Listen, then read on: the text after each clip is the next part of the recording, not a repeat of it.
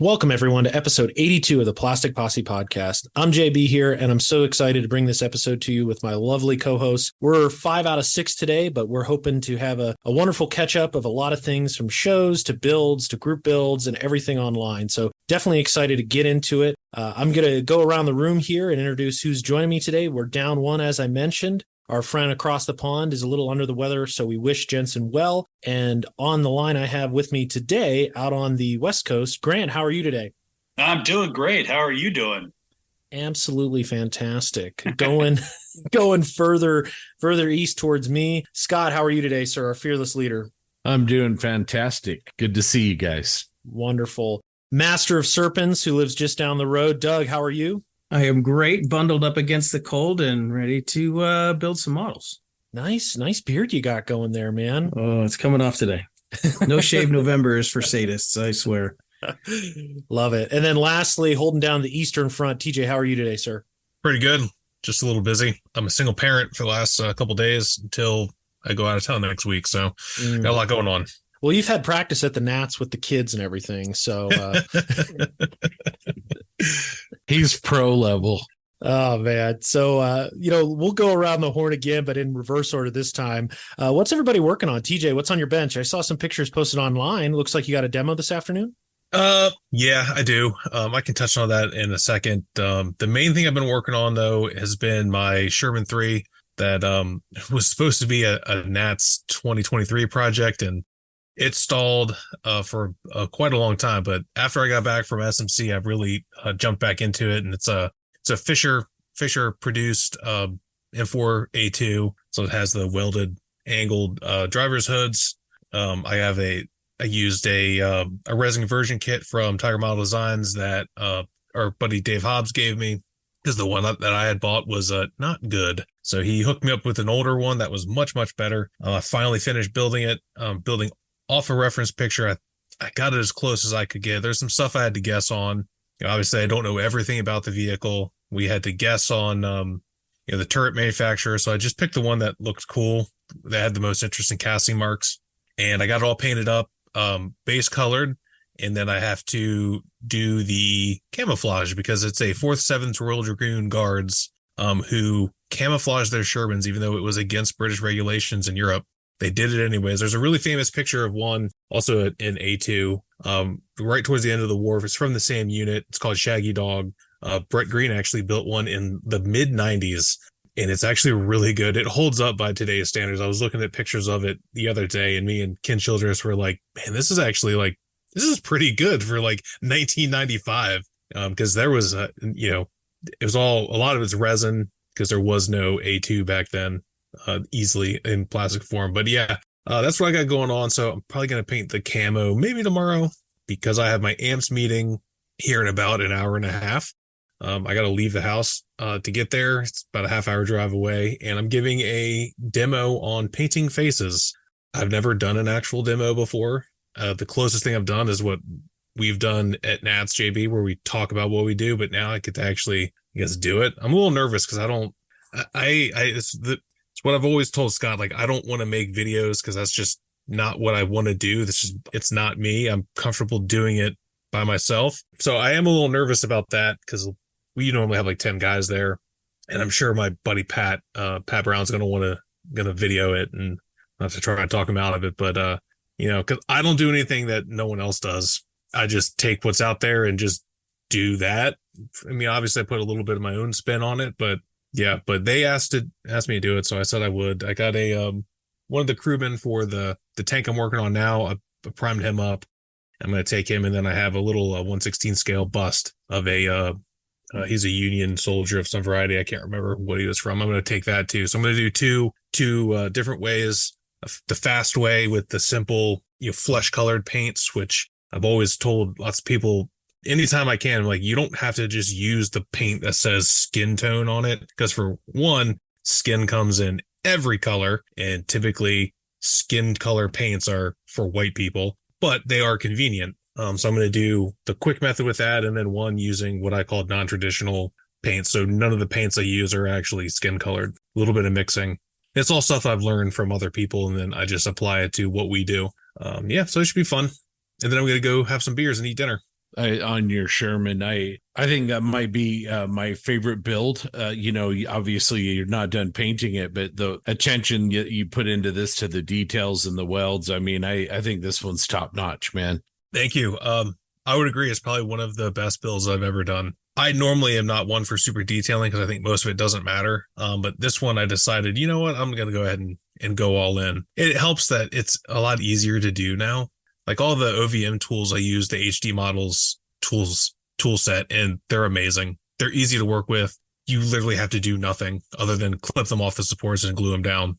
The fittings for the tools are all separate from the tools and it's all 3D printed. And the fittings are better than any photo etch fittings, because a lot of the photo etch stuff, it's a little too thin, but then the plastic's a little too thick, and the 3D printed pieces strike that nice balance. Because the fittings that held the tools on weren't just like flimsy little pieces of metal. I mean, they were solid pieces of steel, right? And a piece of photo etch is a little bit too thin for like the little bracket that the handles would like rest in. Like that wasn't like sheet metal. That was a piece of steel. And yeah, it's so easy to super detail stuff now, because I don't like using photo etch, but you don't have to use a lot anymore. A lot of it you can get 3D printed. I think if there's like the only piece of photo etch I put on was the Commander's vein sight. That was it. And that's only because I didn't have the 3D printed version from HD Models. I forgot to buy that set when I was at SMC, but I have a bunch of photo etch sets of it. So, but thank you. Nice. Certainly a lot going on your bench. Definitely looking forward to seeing the Sherman painted more. I love the base OD and shading you got going on. So we're going to continue back west. We're going to go to Doug. We're going to go to Scott.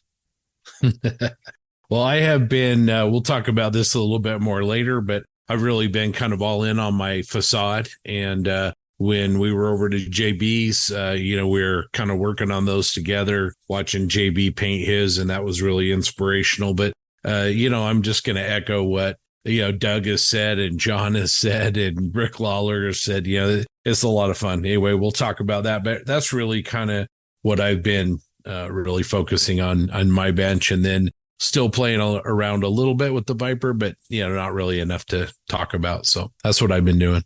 Very nice. And Grant, how about yourself out in California? I have been a little busy. I did working on my facade, finishing it up this week. Like probably talk about a little bit later. Like Scott, that's been fun. I did a build with a local Warhammer group out here. So I made a conversion of one of their vehicles, the Astra military vehicles, made into a wrecker kind of thing. So that was kind of fun. Been doing that out here.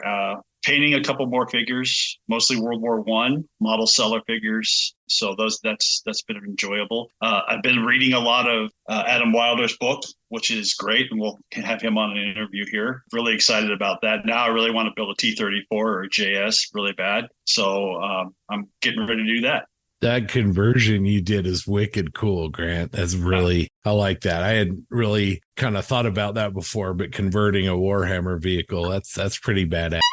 Yeah, it was fun. It was like I rebuilt the back of it so it could hold the platform. I got people are like, well, it looks a little top heavy. I'm like, wow, it's sci-fi. They've got things that make it not top heavy. So, so we're good there. But it's been fun. That's been really kind of a fun kit back.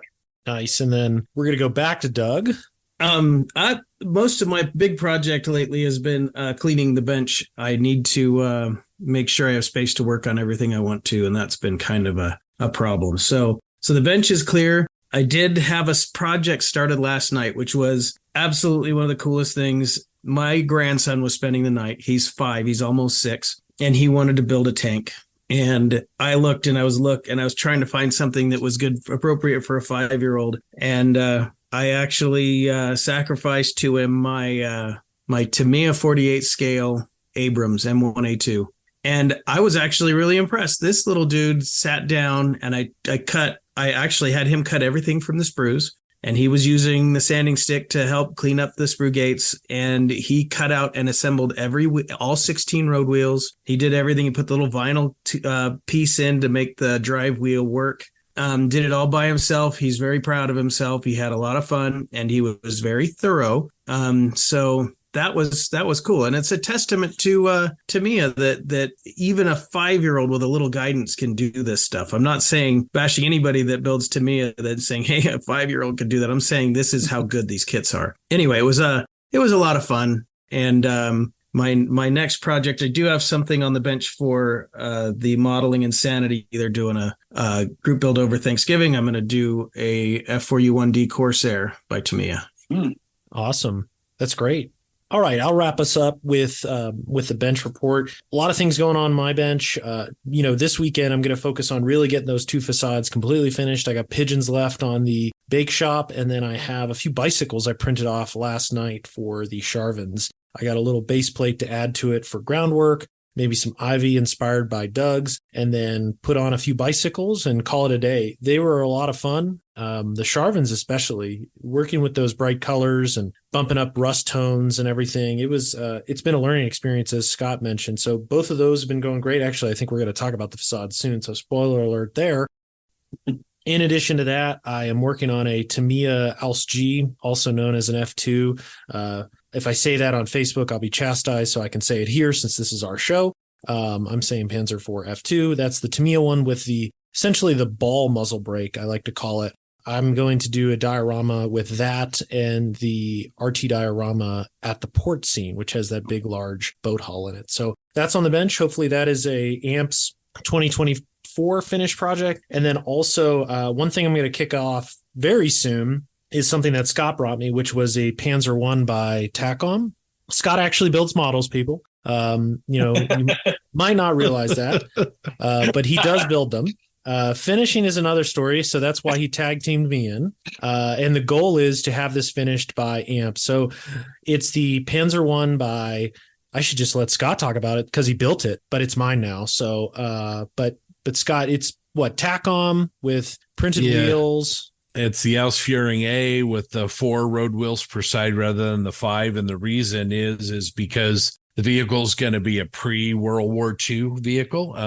The Germans had a tank training school, and a number of these were deployed there. It has a very unique paint job that's going to fit right in with Mr. Bonanni's painting skills. And they actually didn't have national markings. They used flags because it was a school. So it's I think it's kind of a unique vehicle, and can't wait to see what the Tritone Master works his magic on it, what that ends up looking like. So yeah, a few 3D printed parts on it for super detail, including almost all the wheels and metal tracks and some accurizing, like springs and things like that. And then a lot of texture work because it's 1/16 scale. So yeah, super excited to get painting on that. You've certainly done a nice job. And yeah, so that's what's going on at my bench. 5, 4, 3, 2, 1. The Plastic Posse podcast is sponsored by Tankcraft, makers of the highest quality cutting mats for your workbench. Tankcraft cutting mats are heavy-duty, self-healing, come in 2 awesome sizes, and have World War II tanks and aircraft blueprint-style drawings on them. Spread out your next build on an olive green M4 Sherman or a Dunkelgelb King Tiger. They've got aircraft too. Check out all the designs and range of unique modelling tools at tankcraft.com. That's TANKRAFT.com. And remember, Plastic Posse podcast listeners can use the code POSSE15 to get 15% off your first order.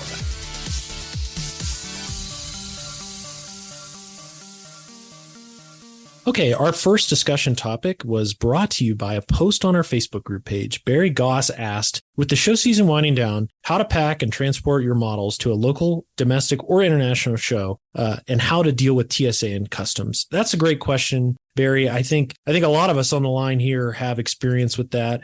And it's not only transporting them over the air, but also on the ground as well. I think as we look at our models, their fragility, all the time we put into them, it's certainly something that we want to be cautious about and take great care and almost have positive control the whole time. So, with that, maybe I'll kick off this discussion with my approach, and then we'll just go around the room, because I think what we're going to learn today, it's more simpler than we think, except you're Scott, who's a barbarian that wraps his in plastic bags. But we'll get to that. So what's my technique? Very simple. I have 2 basic ones. They're the clear totes at Walmart, Target, honestly, anywhere online you can find. And I use shredded paper. And now I will caveat, I'm coming to you from an armor modeler. I'm not an aircraft modeler. I don't transport aircraft.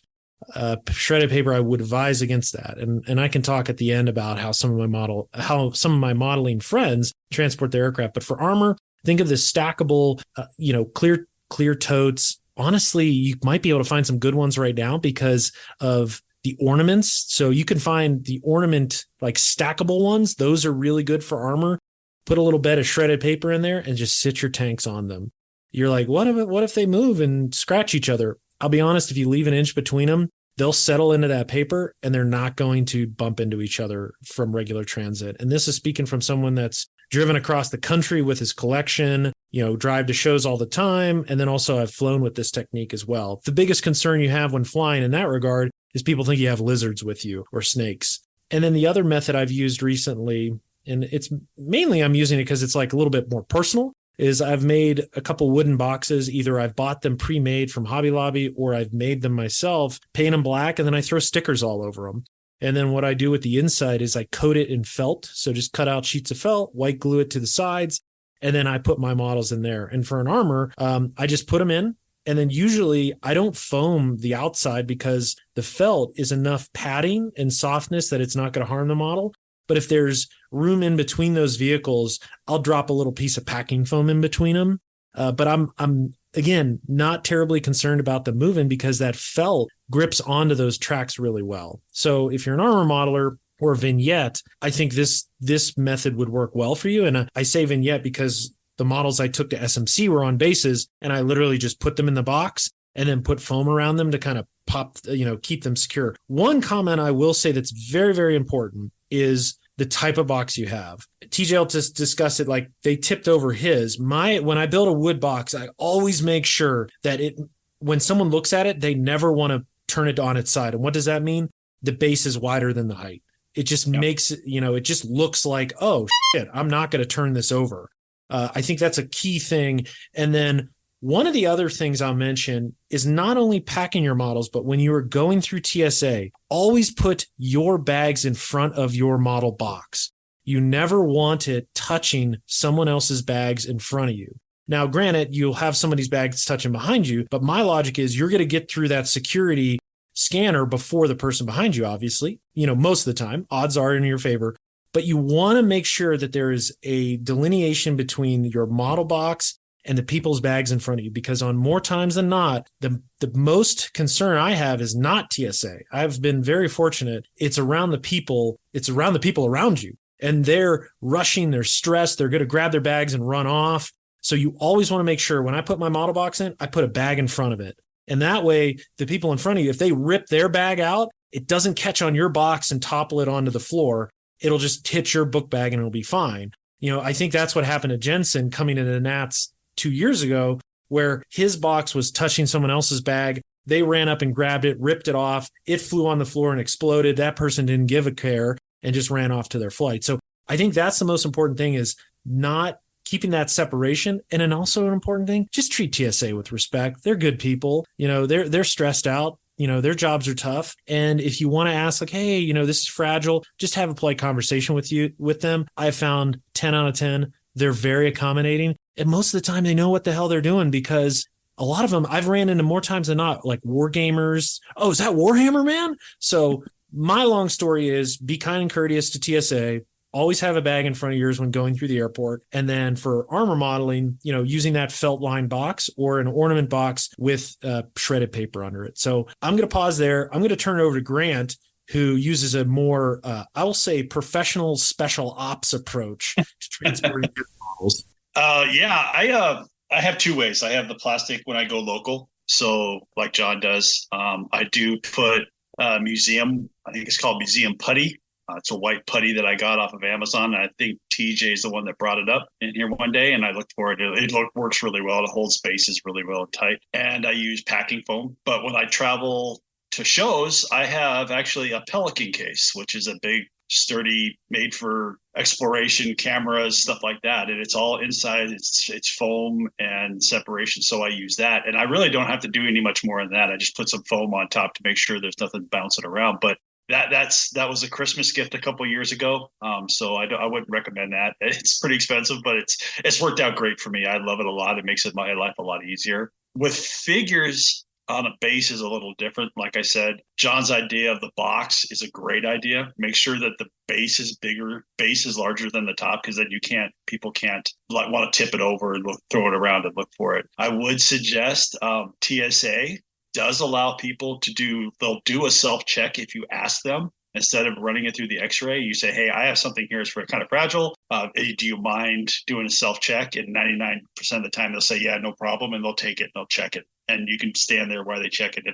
Matter of fact, they'll ask you if you want to unload it for them. But I've done that, and it might take a few minutes longer to do, but it's definitely worth it. So I haven't had any problems with that. But that's what I do. I mean, I really rely on that museum putty. It's strong stuff. It holds stuff in there. It holds a base of the figure on it real well. I just use that I don't know what they call it, the black gray packing foam you get with like stereo equipment and stuff like that. And I just cut that into small pieces and put that around my stuff. I don't like using the shredded paper like John does, because with smaller things that it gets in there, and you sometimes you just don't see it and you leave it in there and it kind of looks bad. So that's the problem I've had with that. But the packing foam I haven't had a problem with. But that's what I do. I mean, to tell you the truth, the Pelican case for long travel, but the plastic for short local stuff. Nice. I know another international traveler I'm going to go to next. TJ, what's your approach? Like you, I've got more than one approach. I also have the stackable plastic cases. I did not travel internationally with those, but I have flown domestically with them. And they're all right. I don't really mind them. What I've been meaning to do, and Jackson has brought it up too, is take two of them and cut the bottom out of one so you can make it taller. Because I have a lot of stuff that can't fit. Like most tanks will fit, but if they have anything, at least what I like World War II style, I'm sure it's probably modern stuff is a little bit larger than 35th scale at least. Anything that sticks off the top of the turret though, like if you have an open hatch, like on a Sherman, you got to take the turret off, and prefer to keep the turrets on if possible. But it's served me well. But unlike you, I don't use shredded paper. I use foam, like pluck foam from transport cases, because I have I don't know, more wargaming armies than I'd like to admit, and I have a lot of foam trays, and a lot of them are pluck foam, so you can customize them how you want. So I save all of those pieces. I'll throw them in like a 1-gallon bag. And then I use double sticky tape to line wherever I want anything. You can also use it to stop stuff from moving around. So you just put a little piece of double sticky tape down and the little piece of foam, and you can block in like a tank. The other thing that I've done, this is what I did when I traveled to SMC. I took one of they call them ammo boxes, which is an interesting thing to travel on an airplane. It says ammo box right on the side, but they're by Battle Foam, and they make transport cases for miniature wargaming armies. They have a system called Magna Racks, which take the Battle Foam bags are all soft bags with foam trays. So the Magna Racks, you take the foam trays out, and then you put a hard stackable metallic tray inside. And the theory is you put magnets on the bottom of your miniature bases for your wargaming models, and they stick to the metal. Obviously I don't do that with my scale models, but what I do is get blue tack, like the true blue tack, and I can't remember who makes it, but it's the stuff, not the imitation stuff, like the called blue tack. It is the best poster tack. It is solid. It's stickier than anything else that I've used, and it does not leave a residue on a model, which is really nice. Museum putty works really well too.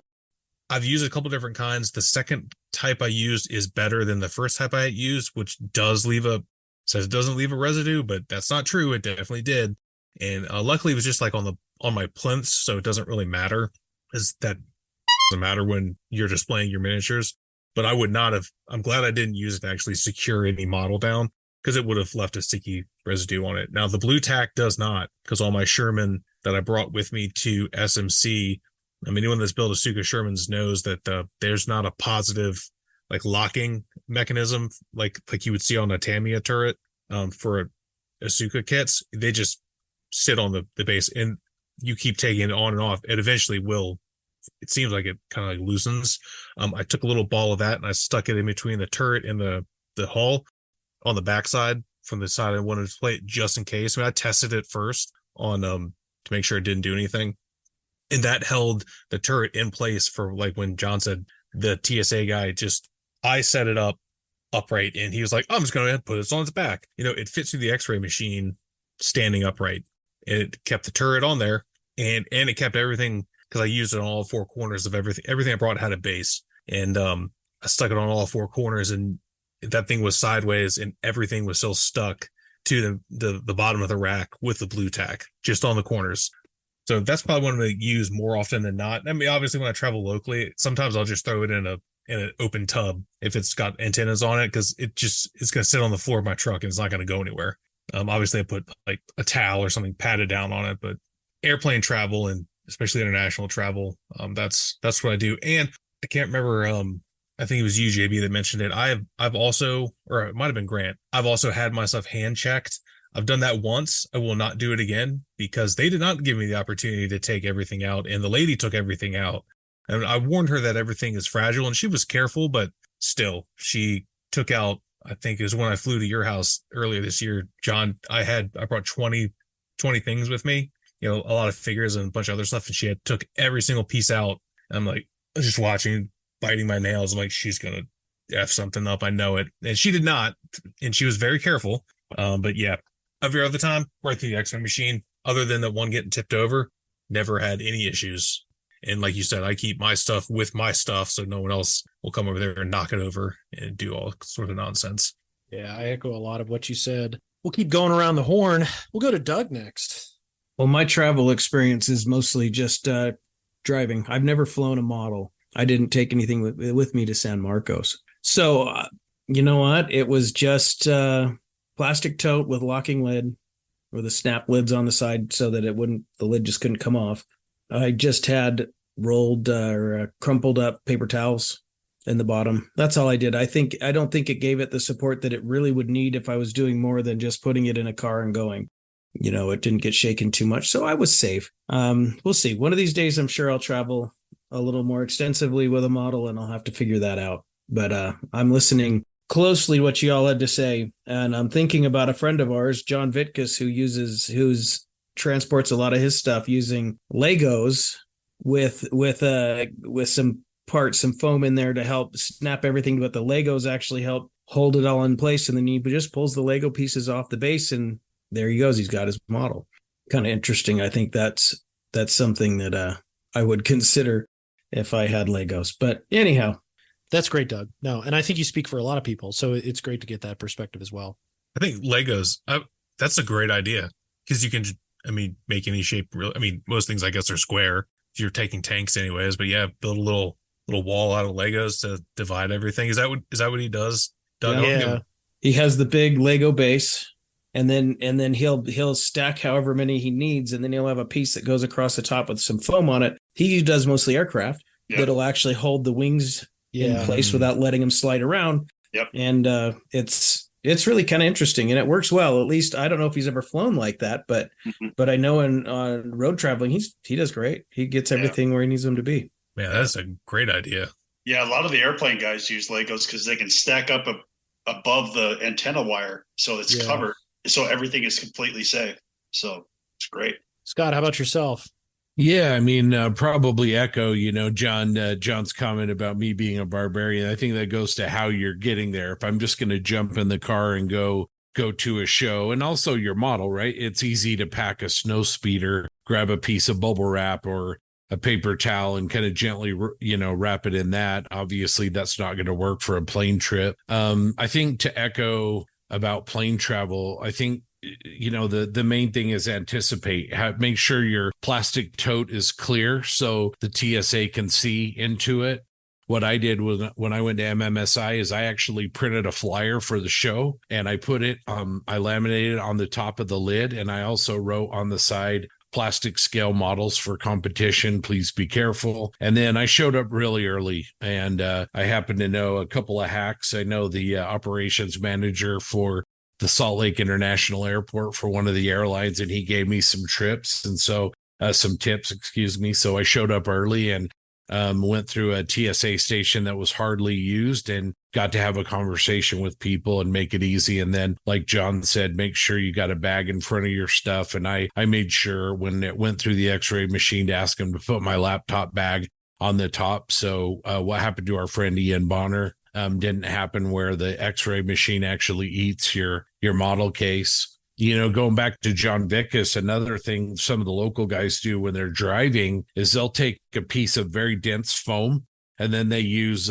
barbecue skewers, and they'll actually separate all the models by sticking barbecue skewers into the foam and then sort of caging the model in places where, there aren't gun barrels or antennas or anything like that, and hold them into place using that. And so that's another thing you can do if you're going to drive to a show. So I'll say I actually am scared of that method. I think barbecue skewers are okay if you wrap them with a cloth or a paper towel. My concern with that would be is the vibration while driving is rubbing that skewer up against your finish. And I would be very concerned that if I had it on a leading edge or something. Now, granted, I've never done it. And, the people who do it, they obviously do it for a reason. And they've likely have had success, but that's where a concern of mine would come in. So not talking from experience, but talking from perception. Yeah, I don't know if you remember when we went to the Boise show, there were several guys that arrived with the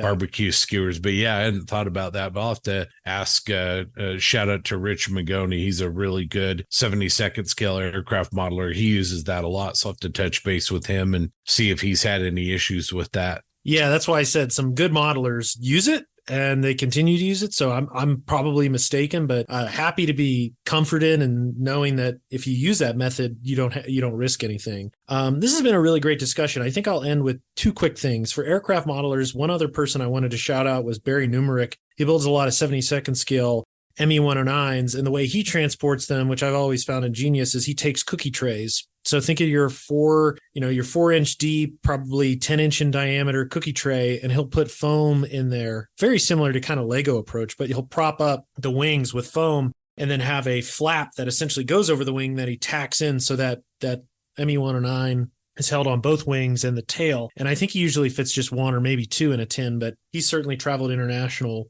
and in the Nats domestically with it and been very successful. And the tin is very rigid, so you're not going to worry about denting it or anything. Last thing I want to mention, transporting your models is not necessarily packing them, but how do you transport them in a way? And this is about air travel. I have found that in addition to security and other people being stressful, getting into your seat and out of your seat on the aircraft is very stressful. Take your time.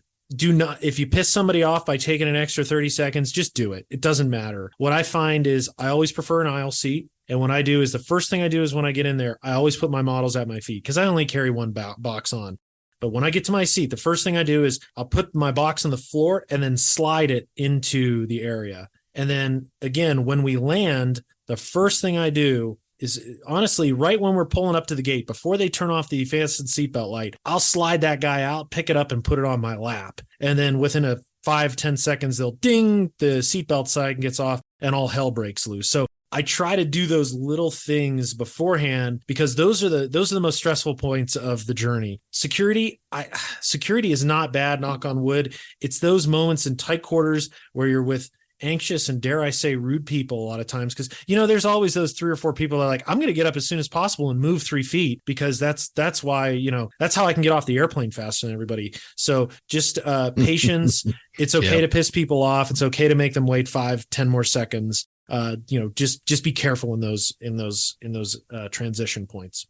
Yeah. Be cool to the TSA people. Like you said, John, show up early, just try to think ahead. That'll reduce your stress level and just trying to anticipate, watch people around you. If you see that guy with the crazy look in his eye, like the one Grant gets when he sees Doug's snakes, give him a wide berth, just try to plan and be chill. Agree. All right, we're going to polish that off and move on to our next session. Hopefully, Barry, that answered your questions and also with our listeners. If you have a technique that you'd love to share, feel free to write in. You can email us, comment, or message us. Happy to share how you transport your models. So with that, I'm going to go over to TJ, who's going to give you a brief update on the Operation Overlord group build. Now it's time to remind everyone that we are co-hosting a group build for the 2024 IPMS Nats in Madison, Wisconsin with our buddies over at the Model Geeks. And it's all about the Operation Overlord, the Allied invasion of Nazi-occupied France in 1944. It's the 80th anniversary of that historic event next year. So We've mentioned it a whole bunch of times. If you're interested in joining, please go ahead and search for the Operation Overlord Group Build on Facebook. There, once you get in there, you just say what you want to build. It's not like the Sherman build. You can build whatever you want, armor, aircraft, all the rules are really guidelines, really hate to say rules are on the group pinned to a post, and just go ahead and join up. It's also a special interest group, so you can join and build stuff and follow along, share information, especially too about Operation Overlord in the group. It's not just for those of us going to the IPMS Nats next year. So please do that. And when you're over there, you'll see some stuff like Craig Everson who's working on an M18 Hellcat. I don't know if Craig will be going to IPMS Nats because he lives in Australia. He might, which would be pretty cool because we had some Australian friends show up last year and the year before. But you'll see that he's working on. Of course, Whitey over at the Geeks has been banging away at the what is that, C-47? Yeah, C-47. That kit, I believe, is ancient.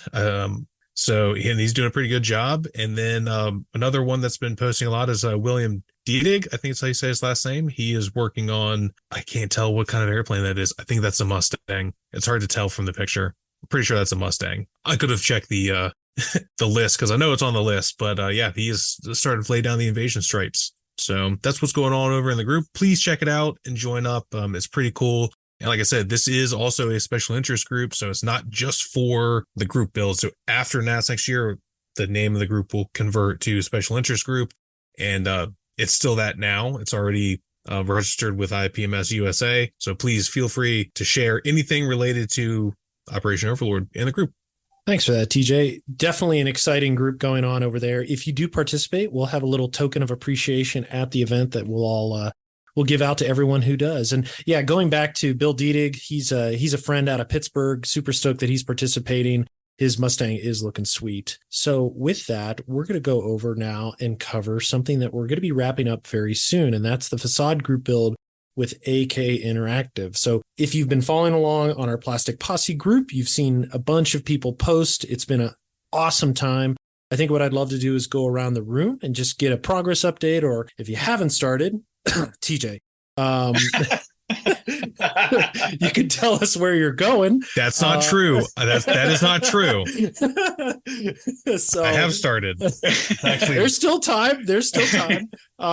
So we'll just go around the room, and then I'll highlight a few people online as well, because definitely got to give a shout out to our listeners and participants online. A lot of them have either worked on the facade itself, or some are doing fantastic scratch work for their own facade. So with that, I'm going to kick it over to Scott, because he's talked a lot about his already. It was certainly an experience kicking off that experience with him in my kitchen. So Scott, take it away. Yeah, absolutely. Well, thanks, JB. First of all, as we kind of come into the home stretch, I want to thank AK Interactive and also Rick Lawler. This has been a lot of fun. This is a great project. For those of you who haven't heard us talk about it before, AK Interactive makes these 2 boxed facade kits that you buy, and you get a facade, which is like the front of a building. And it also comes with paintbrushes with their Gen 3 acrylic paints, a bottle of wash, and some really great instructions.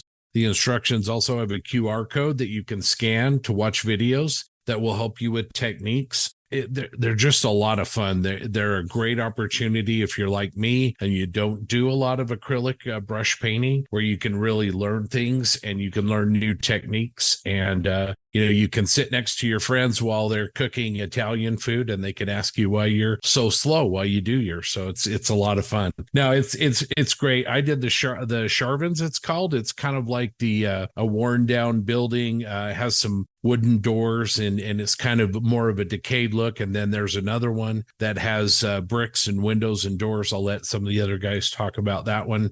I really learned a lot. I've been, like I said, not really doing a lot of acrylic brush painting. So, the technique booklet that you get really kind of walks you through dry brushing and wet blending and all these kind of different techniques, turning the paints into a wash, blending the colors, So yeah, just really a lot of fun on mine. I also got to a couple years ago, I saw online a technique where somebody did some wood grain on a resin door that I've been wanting to try. And so basically I primed the doors in like a gray color, and then layered on some umber oil paint, and then used a hair blower to set it in, and just hit it with the hair blower for a couple minutes.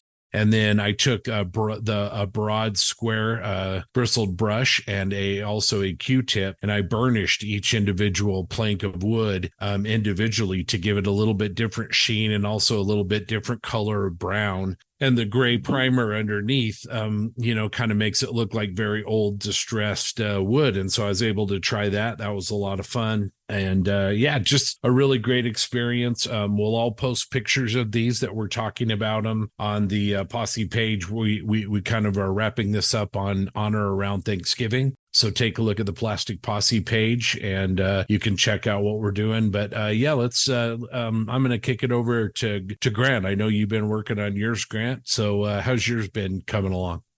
It's good. I really like you and JB and everybody else. I really like it. It's such a great little kit. You get everything you need, really. I think I only used one or two extra things from my stash for it.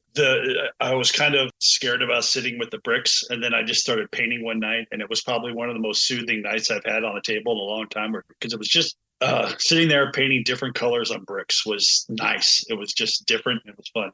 I really like it. I went a little bit different with mine. I got stuck up at China Lake a couple of weeks ago for work, so I didn't have any access. I only had one movie on my phone, and I ended up watching 28 Days Later, the zombie movie from England, and I kind of went that way with mine. So I've got a whole bunch of ETA, a company out of, I believe, Spain or Italy or Portugal, I can't remember, but they do a lot of zombie posters and stuff like that from that show, and missing signs. So I've kind of gone that way with mine. So I'm making a little box diorama out of it. So, but I'm really enjoying it.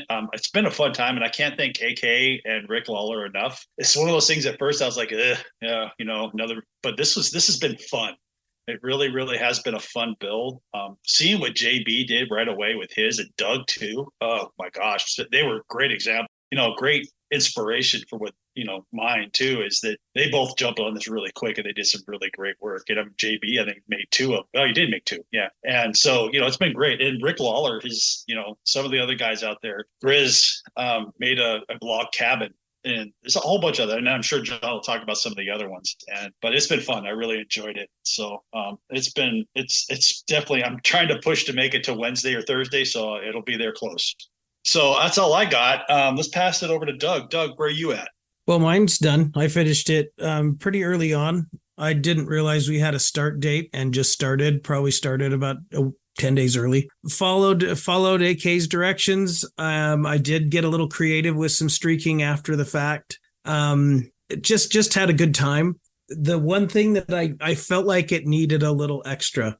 It was really nice looking, don't get me wrong, but I just felt like it needed some kind of a touch. Like our friend, I think it was JC Osborne, that added a flag. He hung a flag from the same, it's Charvin's facade, the one Scott was talking about. And I thought that was a nice touch. So I was looking at pictures of homes that had ivy growing up it, and how the ivy would grow and how it would spread as it went. And so I decided to add something like that. And it was fine. The biggest problem was finding ivy.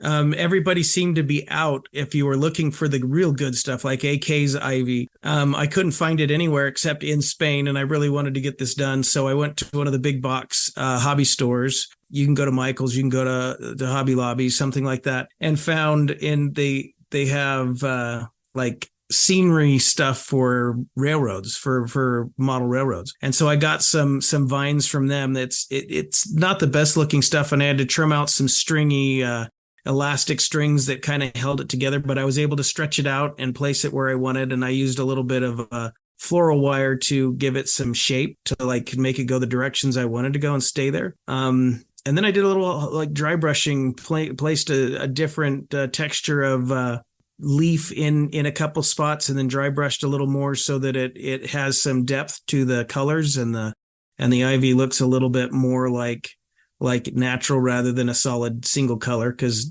when do you ever see leaves that all match? Anyhow, so I put that on there. I ran it up one side between the signs and over a ledge that's on it, and I thought it turned out pretty dang well. I really enjoyed it. The whole kit was a lot of fun to work with. I loved what they supplied us with. Just a kit just to get the streaking grime would be worth it. It's a lot of fun. Yeah. Let's see, who hasn't talked about theirs? I haven't talked about mine. Okay, let's hear what TJ has. Despite accusations from John, I have indeed started it. I have not gotten that far. And obviously this doesn't affect anyone here because you won't be able to, or listening, they won't be able to see it. But as proof, it is right there. It's got some gray tones. It has gray tones on it. And more importantly, I have this guy. This is a mini art figure. It sucks because old mini art figures are not good. This is a German civilian. I don't know. It's a dude in a suit and he's got his head turned. It's actually pretty nice. They come with resin heads that are really, really good. Unfortunately, they're really only for the kits. Like, I don't think you might be able to adapt them on another figure. I had a green stuff, his whole midsection, because there's a massive gap where his midsection meets his waist. And then blend all that in, because my idea was to put this in a shadow box and have the guy walking in front of the door, kind of looking at the door. I will tell you right now, this is not going to be finished for Thanksgiving. I'm getting ready to go out of town in 2 days, and I am busy until then. I get back on Friday, so I have Thanksgiving weekend pretty free, so I might try to get some of it done. I will finish it eventually, because it is pretty cool. I also have, I think it's the Sharvins. You have to look at the box, but it's the Sharvins. Yeah. What I did on it, I enjoyed. It's fun. I was more or less following the really good video that AK put out on YouTube about it. Not exactly, and kind of mix up the colors a little bit, but I'll probably follow that pretty close. I'll probably change the color of the door and all that kind of stuff, just to something that I like. But yeah, so I have started on it. That's good. You've been clearly the furthest behind from everyone, but yes. I'm willing to bet you'll finish before Jensen, though. Oh, that's not hard. I could never finish it. And still probably finish before him. We love you, Jensen. That's awesome. So I'll just wrap this quick section up. So like most have said, I did both, and I talked a little bit about it earlier. I'm going to polish them off this weekend.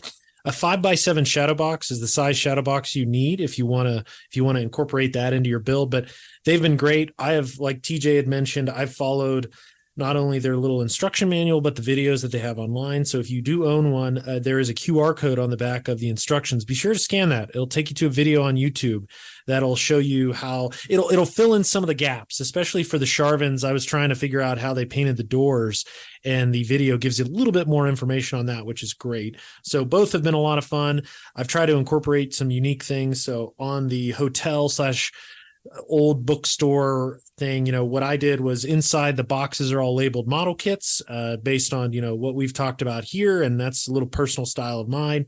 I've actually put on the outside for the glass.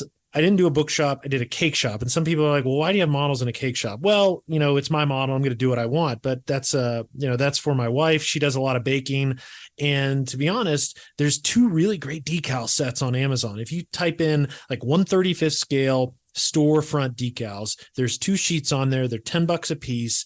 And they have decals for everything from like bake shops, patisseries, bakeries, meat shops, groceries, burger shops, like all these civilian types of signs. There's these 2 decal sheets, and I bought both of them because they were cheap. I'm like, man, these are really good. So they fit well with the facades if you're looking to diversify a little bit outside of what they're recommending. In addition to that, I'll finish up on the hotel one.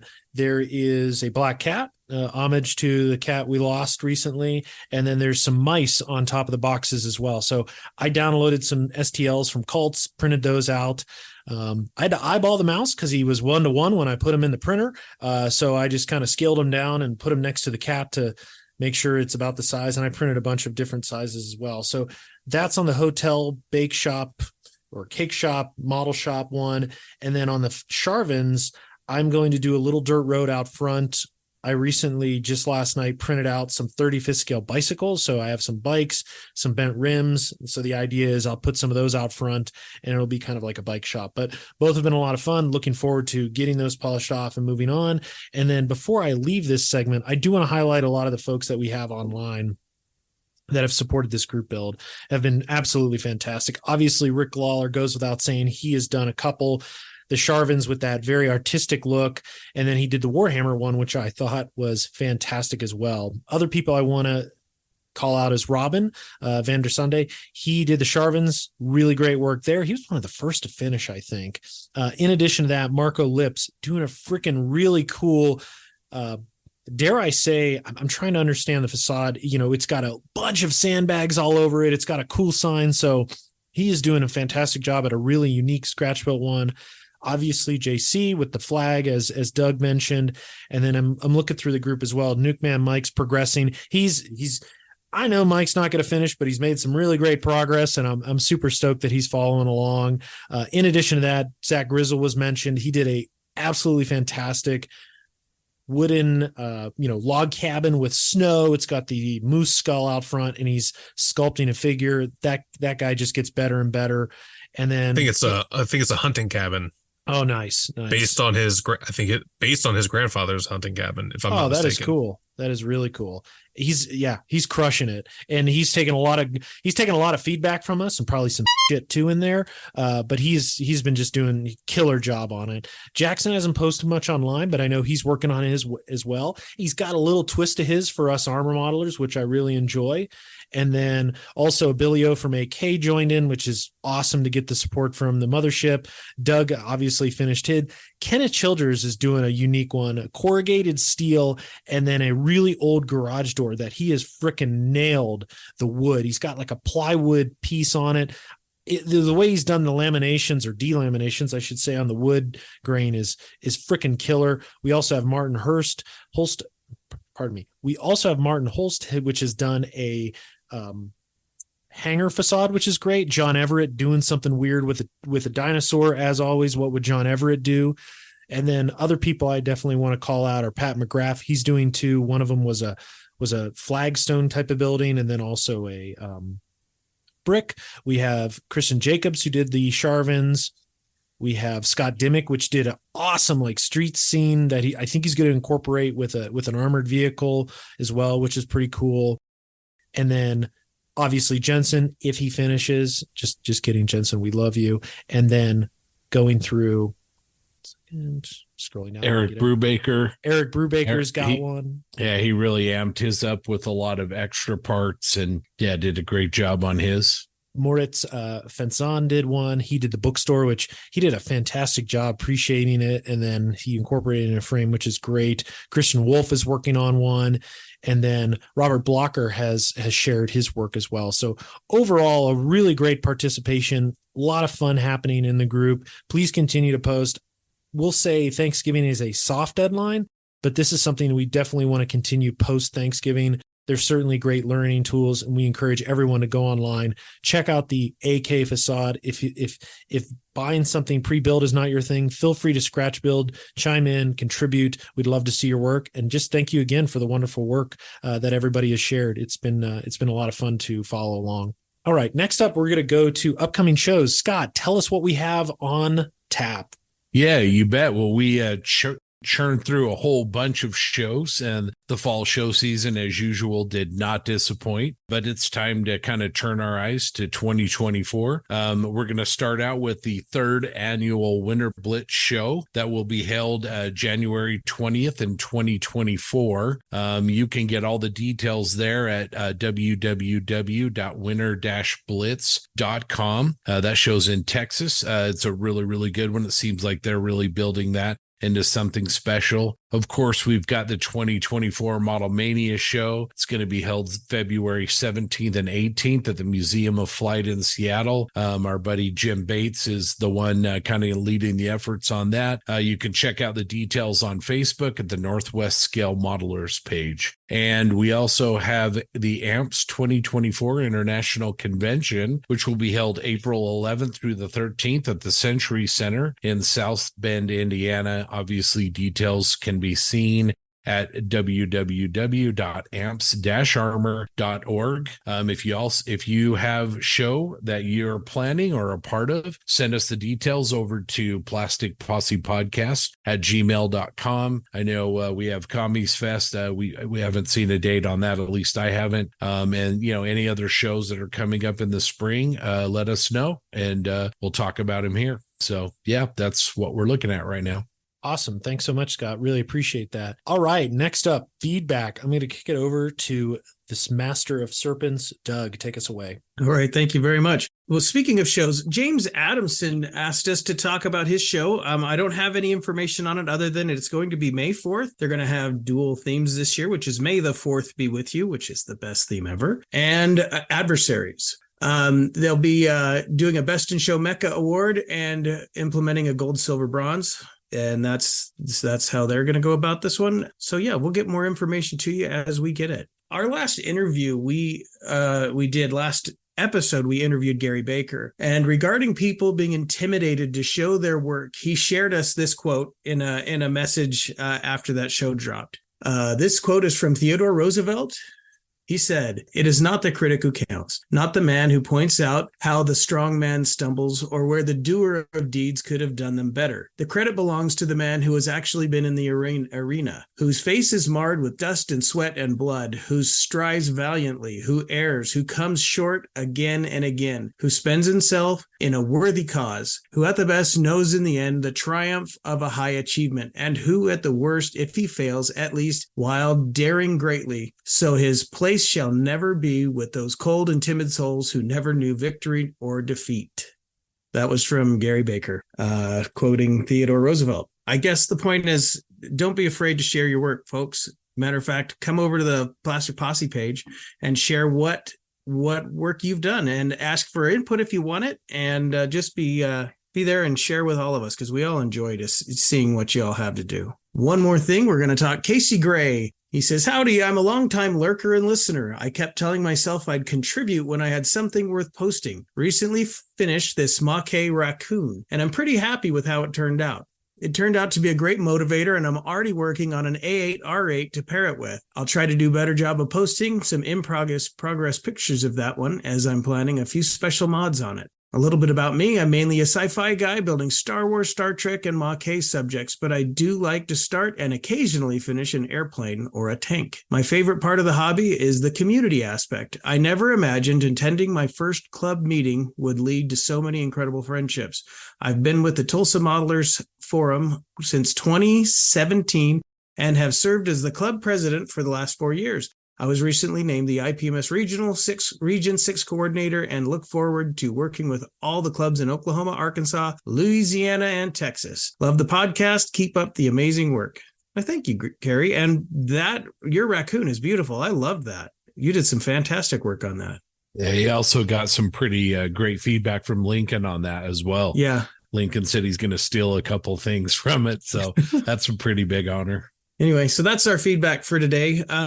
So once again, come and join the Plastic Posse group on Facebook. If you're not there, you should be, because it is a lot of fun. We see a lot of great work. We share a lot of things with a lot of great people who all share the love for this wonderful hobby. And if you would like to send feedback or suggestions to us, do it at plasticpossepodcast@gmail.com. Great. Thanks for that, Doug. Now it's time for our main feature, an interview with master modeler Adam Wilder. Scott, Grant, and I had an opportunity to sit down with Adam and really discuss a lot of his recent work and obviously his recent book. So sit back, relax, and enjoy this segment. It was a lot of fun to record with Adam.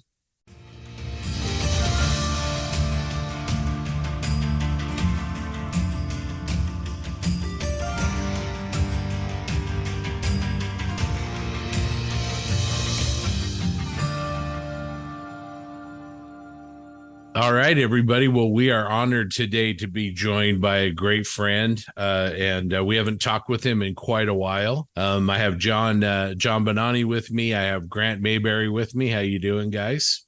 Fantastic. I'm looking forward to this. It's been a while and always excited to talk to Adam. In the seat of honor, we have Adam Wilder. Adam, how have you been? I'm doing fine, and you guys are making me feel like These guys are giving me quite an ego tonight. I appreciate it. No, it's nice to be back, and thank you for having me on. And it's good to see all you guys, all your smiling faces, and yeah, it's good to be back. Been a while since we've had you on here. Mhm. Let's start out just kind of generally. Sure. It seems like you've really been modeling again, and so what have you been up to? Well, I never stopped. It was, again, I'm working full time, and it's been that's been busy too. My the program I'm teaching's come a long way, and I have every year I get a waiting list now, so I got a good reputation in the area that I am with my school and the Sun school, so I can get some really decent students in there. So of course, but they move quick, so it takes a lot of my time. Even some of my time on the weekends cuts into my modeling time. But I've still been modeling, and I got married too. I got married about a year ago. I kept it on the DNL. It's just how I was. So that I spend time with her too. But again, on Saturday, that's my day. I go to bed early, get up early, take a walk, and I'm at the bench all day. We were talking earlier. Over the past year, I had to write this book. I got everything. I got those 4 subjects done. I took hundreds and hundreds and hundreds of photos. And then when they were all put together, well, okay, that was fun. But now I got to organize these photos. And then after I organize, I got to write the text. And so I had a huge thing on the wall of every chapter I was going through, and I would cross them out every weekend as I went. It was just writing and writing and writing for about 9 to 10 months. And I don't know, the modeling part's fun. The photography part is okay. And the writing part was, and I had a childhood friend of mine, Wayne Sladen. He went through everything. I just wanted someone to run their eyes over everything I was writing. So even back in junior high, I noticed he was a really good writer, and I wanted him to look at everything I was writing, and went back and forth on some stuff. But he really helped me. I paid him for it, and I'm happy with the way that came out. And it was nice. The only critique I've got with the book right now was, Adam, there's no wrap up. I said, yeah, I know. To be honest, by the time it came to writing the wrap up, I was sick of writing. I just wanted to start modeling again. So I started painting the C100, and I just never looked back. Yeah, well done. I mean, we want to definitely get into the book. It's fantastic. Like I mentioned to you, we've all got copies of it, and I appreciate that. It's called Layering Techniques. You can get that if you're listening to this and you haven't seen Adam's new book. You can get that through AK. It's really great. It's a great big thick, like the size of one of their FAQs. Make sure you take a look at that. It's fantastic. So, Scott, now there were people asking me, there's people talking online where to get it here in the U.S. And I want to say, was it Michigan Toy Soldier? And I bet Last Cavalry has it as well, and Micro World Games. And then the other way you can get it is if you want to go in with some buddies or some friends. We've actually ordered books from AK directly from Spain. It's very, very fast. That's what I was going to say. I've noticed that too. The delivery's pretty quick, and yeah, they're good that way. Yeah, the book is very complete. Again, we'll kind of get into that. Mm-hmm. Tell us about before we get into the book. Maybe tell us about some of the recent projects that you've been working on. I know a couple of them ended up in the book, but what are some recent models you've completed over the last year or so? Well, the recent stuff that I've completed, it has all been in that book. All of it.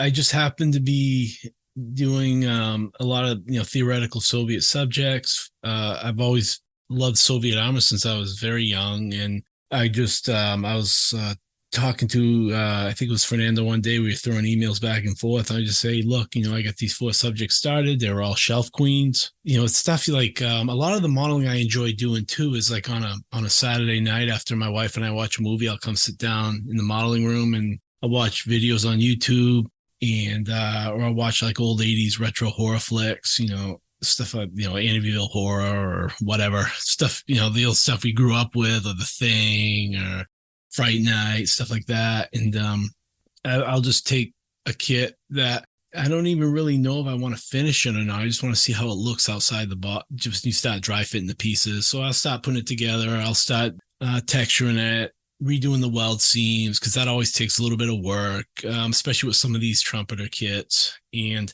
that's the part I enjoy the most, because you're not dealing with photo etch, so you can have a few cocktails while you're doing it and relax. And and this is stuff I had all these hulls done that were sitting on the shelf, and I bought the PE for them. And again, one day I was shooting a couple of emails back and forth with Fernando, and I said, well, look, I got these kits started. What about and they're all Soviet. They're all kind of prototypes or theoretical. And let me I'll throw this together and I'll do a book for you. And this was about 6 years ago. It took a little longer than I anticipated, which is always the case.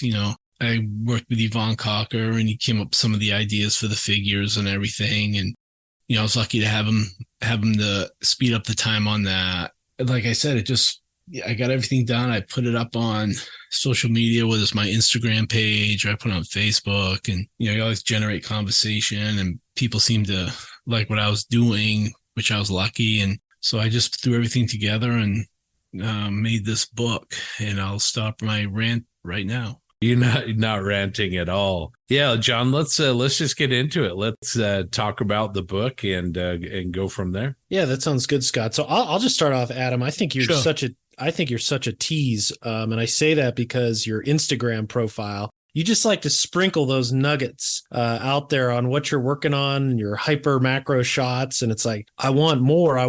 And I think I know.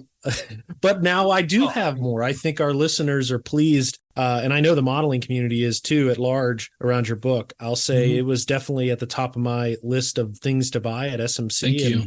Yes. I'm super happy to report that everybody else, I think, had the same idea. There was a massive stack there, and it was it was chipped away at. I think my only regret is the weight I could bring back to the United States, because I was limited on how many I could bring back for friends. I legit had more than a dozen people ask me, dude, if you're there, get me a copy of the Wilder book. I'll pay you when you get back. I'm like, I would love to do that, but I only have 50 pounds and I can only take so many of these books on the aircraft. So, long story short, super excited to see this book, Adam. I have your first 2 volumes from your earlier works, which were absolutely fantastic. But I think before, you had an amazing, your style, your standard, I'll say, is the standard. It sets the standard. And this book, from my perspective, for what it's worth, raises that. I think. Really? Well, good. Oh yeah, I think what you've accomplished here. For our listeners that don't know, this is a book that I'm going to look at the page count real quick. I mean, you got over 300 pages. It's a lot of writing.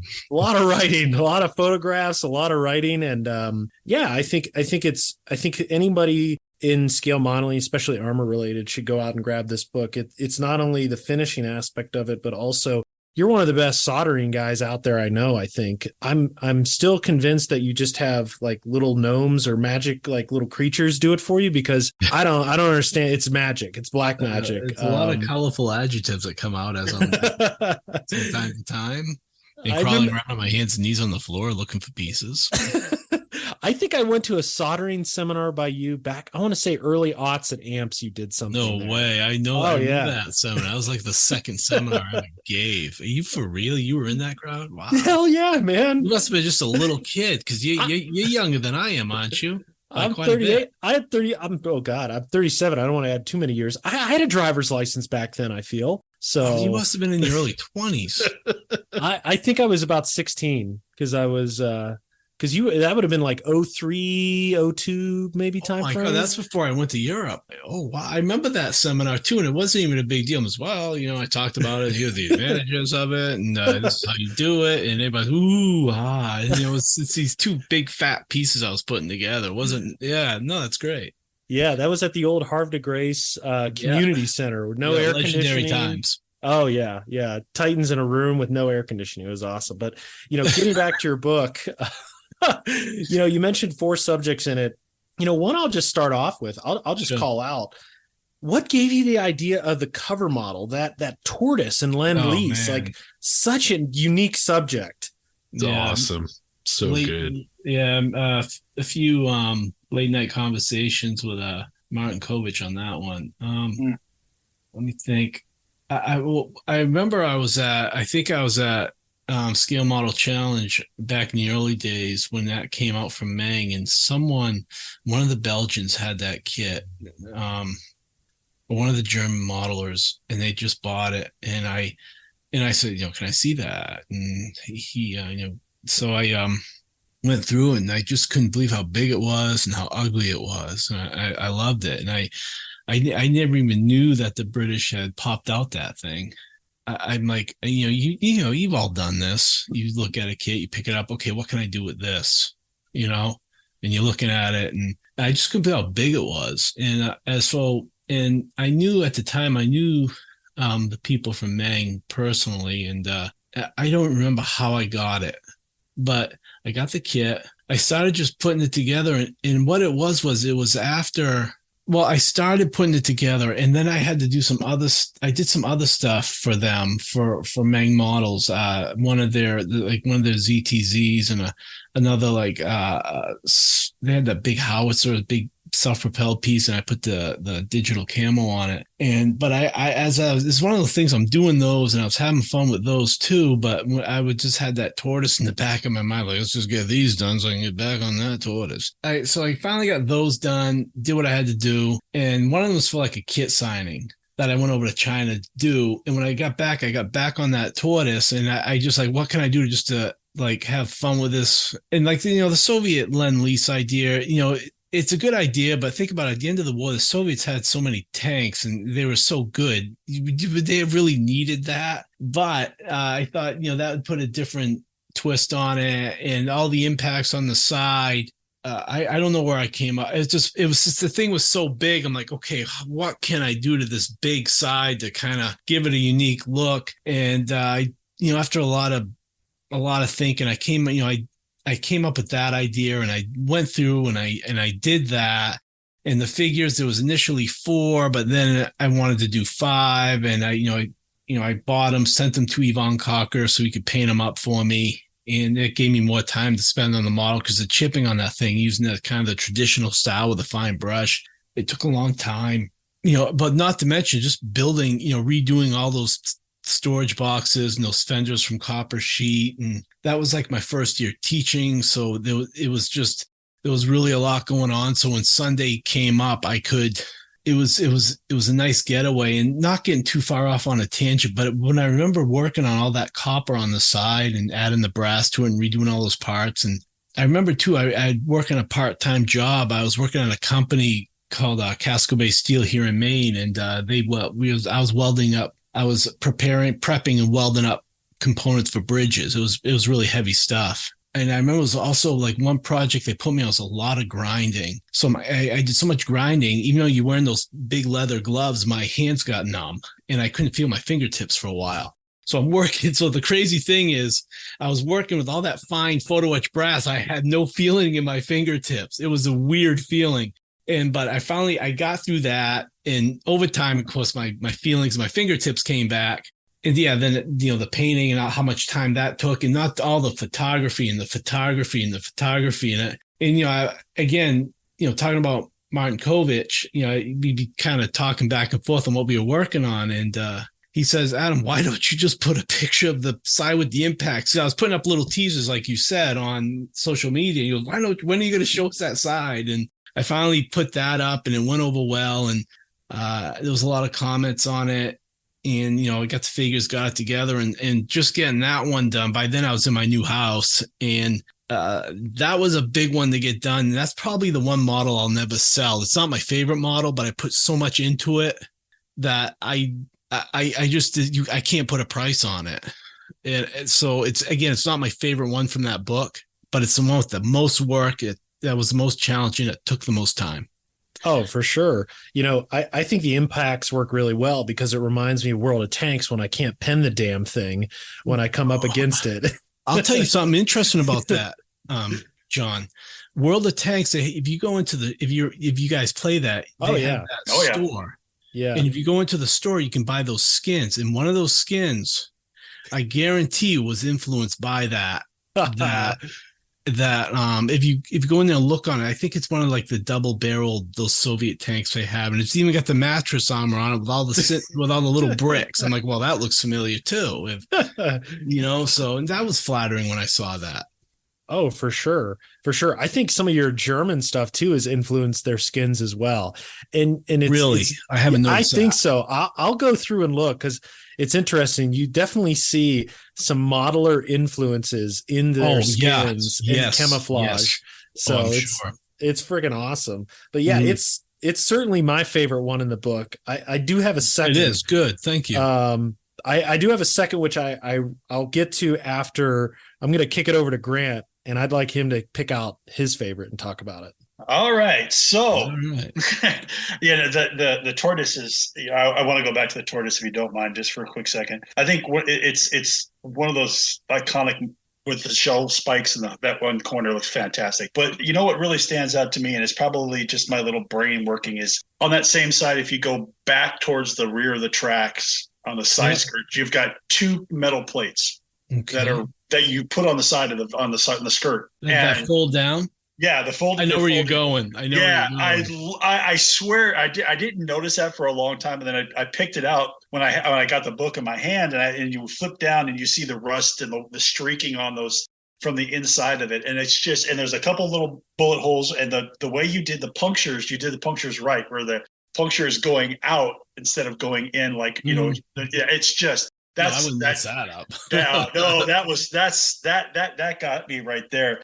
I think, and I'm not really sure what the name of the vehicle is, the JS one. It looks like a JS3, but the multicolored one. And with the civilian camouflage. Yep. Yeah, that one. There's something about that one with me. The camouflage, is that hand painted, or did you use an airbrush on that, or that's a hard camo you did. That one there, I wanted to kind of again, looking at some of the modern stuff that you see in the Middle East where they're using civilian paint.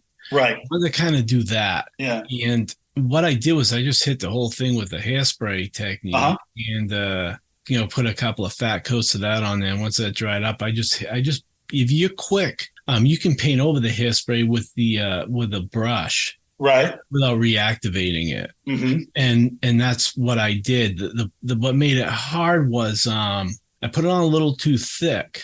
All right. So when I was chipping it, I was getting big chunks of it coming off that just weren't convincing to me. So I had to take those same colors and I had to go back over it with a fine brush and kind of using a tapping motion, filled in some of those big chunks with the original color. But and that, I think that's important for people to know, that if you're going to be doing a complex camouflage like that, it's going to take more than one sitting. I mean, it took me a month to paint and chip that thing, a month or maybe 2 months worth of Saturdays. You want to pick colors that from a range that are right in the bottle. So you don't have to sit there, okay, now I got to mix everything. I got to mix these 4 colors this morning, and because I've done that before. You take a piece of paper, you paint, you take the original color that you mix and you paint it on. You got to, every day when you sit down, you got to remix that tone. And I didn't want to do that. I just wanted to take it right out of the bottle. Yeah. So that's a way to save time. Yeah, I really like the blue. The blue is it stands out so nice too. A few people said that they like the blue. Yeah, it kind of gives me that Lebanese blue kind of, Yeah, there you go. From the Middle Eastern Wars. What was that book? Samir Kassis, or I don't know if I'm saying his name right. Yeah, that's definitely that blue is just. But that, and then again, PE work you did on that. Sure, yeah. Yeah, all the screens and the engine covers, and oh my gosh, and then the way you did that, and then you rusted it out is another great thing. That's it for me. Besides the tortoise, that's my favorite. It is. Well, that's good to hear. That was the one I was questioning myself on the most. I thought I might have been overboard with it. No. At least in my opinion, and really. With my opinion in a quarter. That makes you feel good. All right. Yeah. That's great. Yeah. It's one of those vehicles that I love, that style of body frame, and and that the way that thing's sits in the color tones and in the fact that if you look at it, it looks like what the Syrians did with everything. They, putting screens on everything. What you see now with the cope cages or coop cages or whatever they're calling them. So it's fantastic. And they did that in World War II with the bed spring armor. They call it wasn't bed springs, but it was that screen armor they put on the T-34s. We've all seen that Stalin tank from the rear that has it on the side too. So they did similar stuff back in. Oh yeah, in the Second War. So that's what I wanted to catch that whole. I've been wanting to do a modern subject like that, but I'm like, well, I can just hit two birds with one stone. You did. You nailed it. Yeah, you definitely nailed it. Yeah. Oh, definitely. Crazy.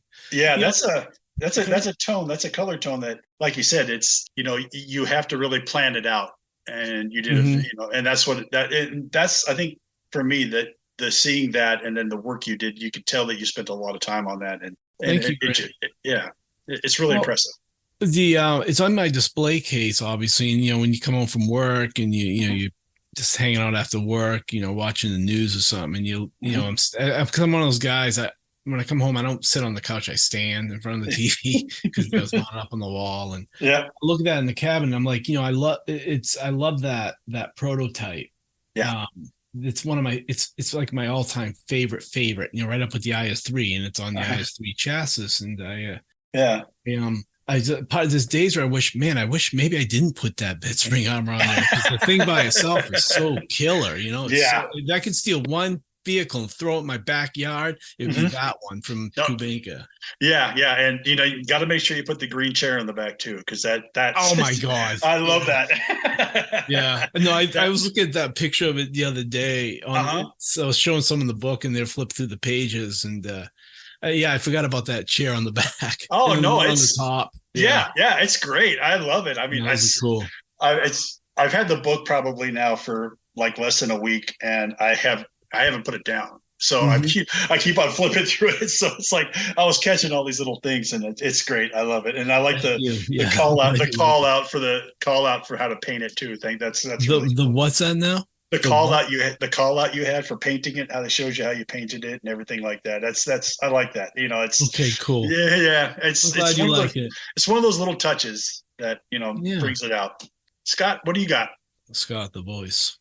Yeah, I'm gonna kind of continue some themes, but one of the reasons that your later work is really appealing to me is I'm an SPG guy, and so I love the tank destroyers and the self-propelled gun, and so the one that I really dig is your object 704. You've got that cannon that looks like it could blast a hole through a mountain, and then you've got those big heavy brass screens, and you take a vehicle that was really kind of they built a couple of them, I think, and had that little kind of short gun on it and just made it really look just mean and nasty. And again, the colors that you use on it are fantastic as well. So it's funny because the one thing I put on there that I thought was unique were the mouse tracks, and no one's brought that up. So it's funny, like what I find interesting, what the other people find interesting, and we all have different opinions of what draws us in. Adam, you mentioned the mouse tracks. I love them. Don't get me wrong. I think one of the things that rule kit. Yeah. Oh my gosh. Yeah. I think one of the things that sticks out to me with those is, not only obviously on the vehicle itself, but your painting technique and how you use blues to bring out the different size of the tracks and really making it, you're almost modulating the track itself in terms of tonal variations and creating those demarcations where they connect. So I really thought that mini segment in the book was educational. It was fun to paint too. And it's because that's when you paint, when you're painting something that's going to be published, everything has to kind of be its own piece. It's like, that was a day painting those, and then realize, okay, and I even wrote in the book, well, I just nullified that first effect, so now let's go back and recreate it. Well, and you're being a little humble here, Adam, but I think as we talk about your work and everything, and we kind of talk about what inspires us about your modeling, and I think for me it's always been your storytelling. Every single fender, every single road wheel, every single weld bead, it tells a little story.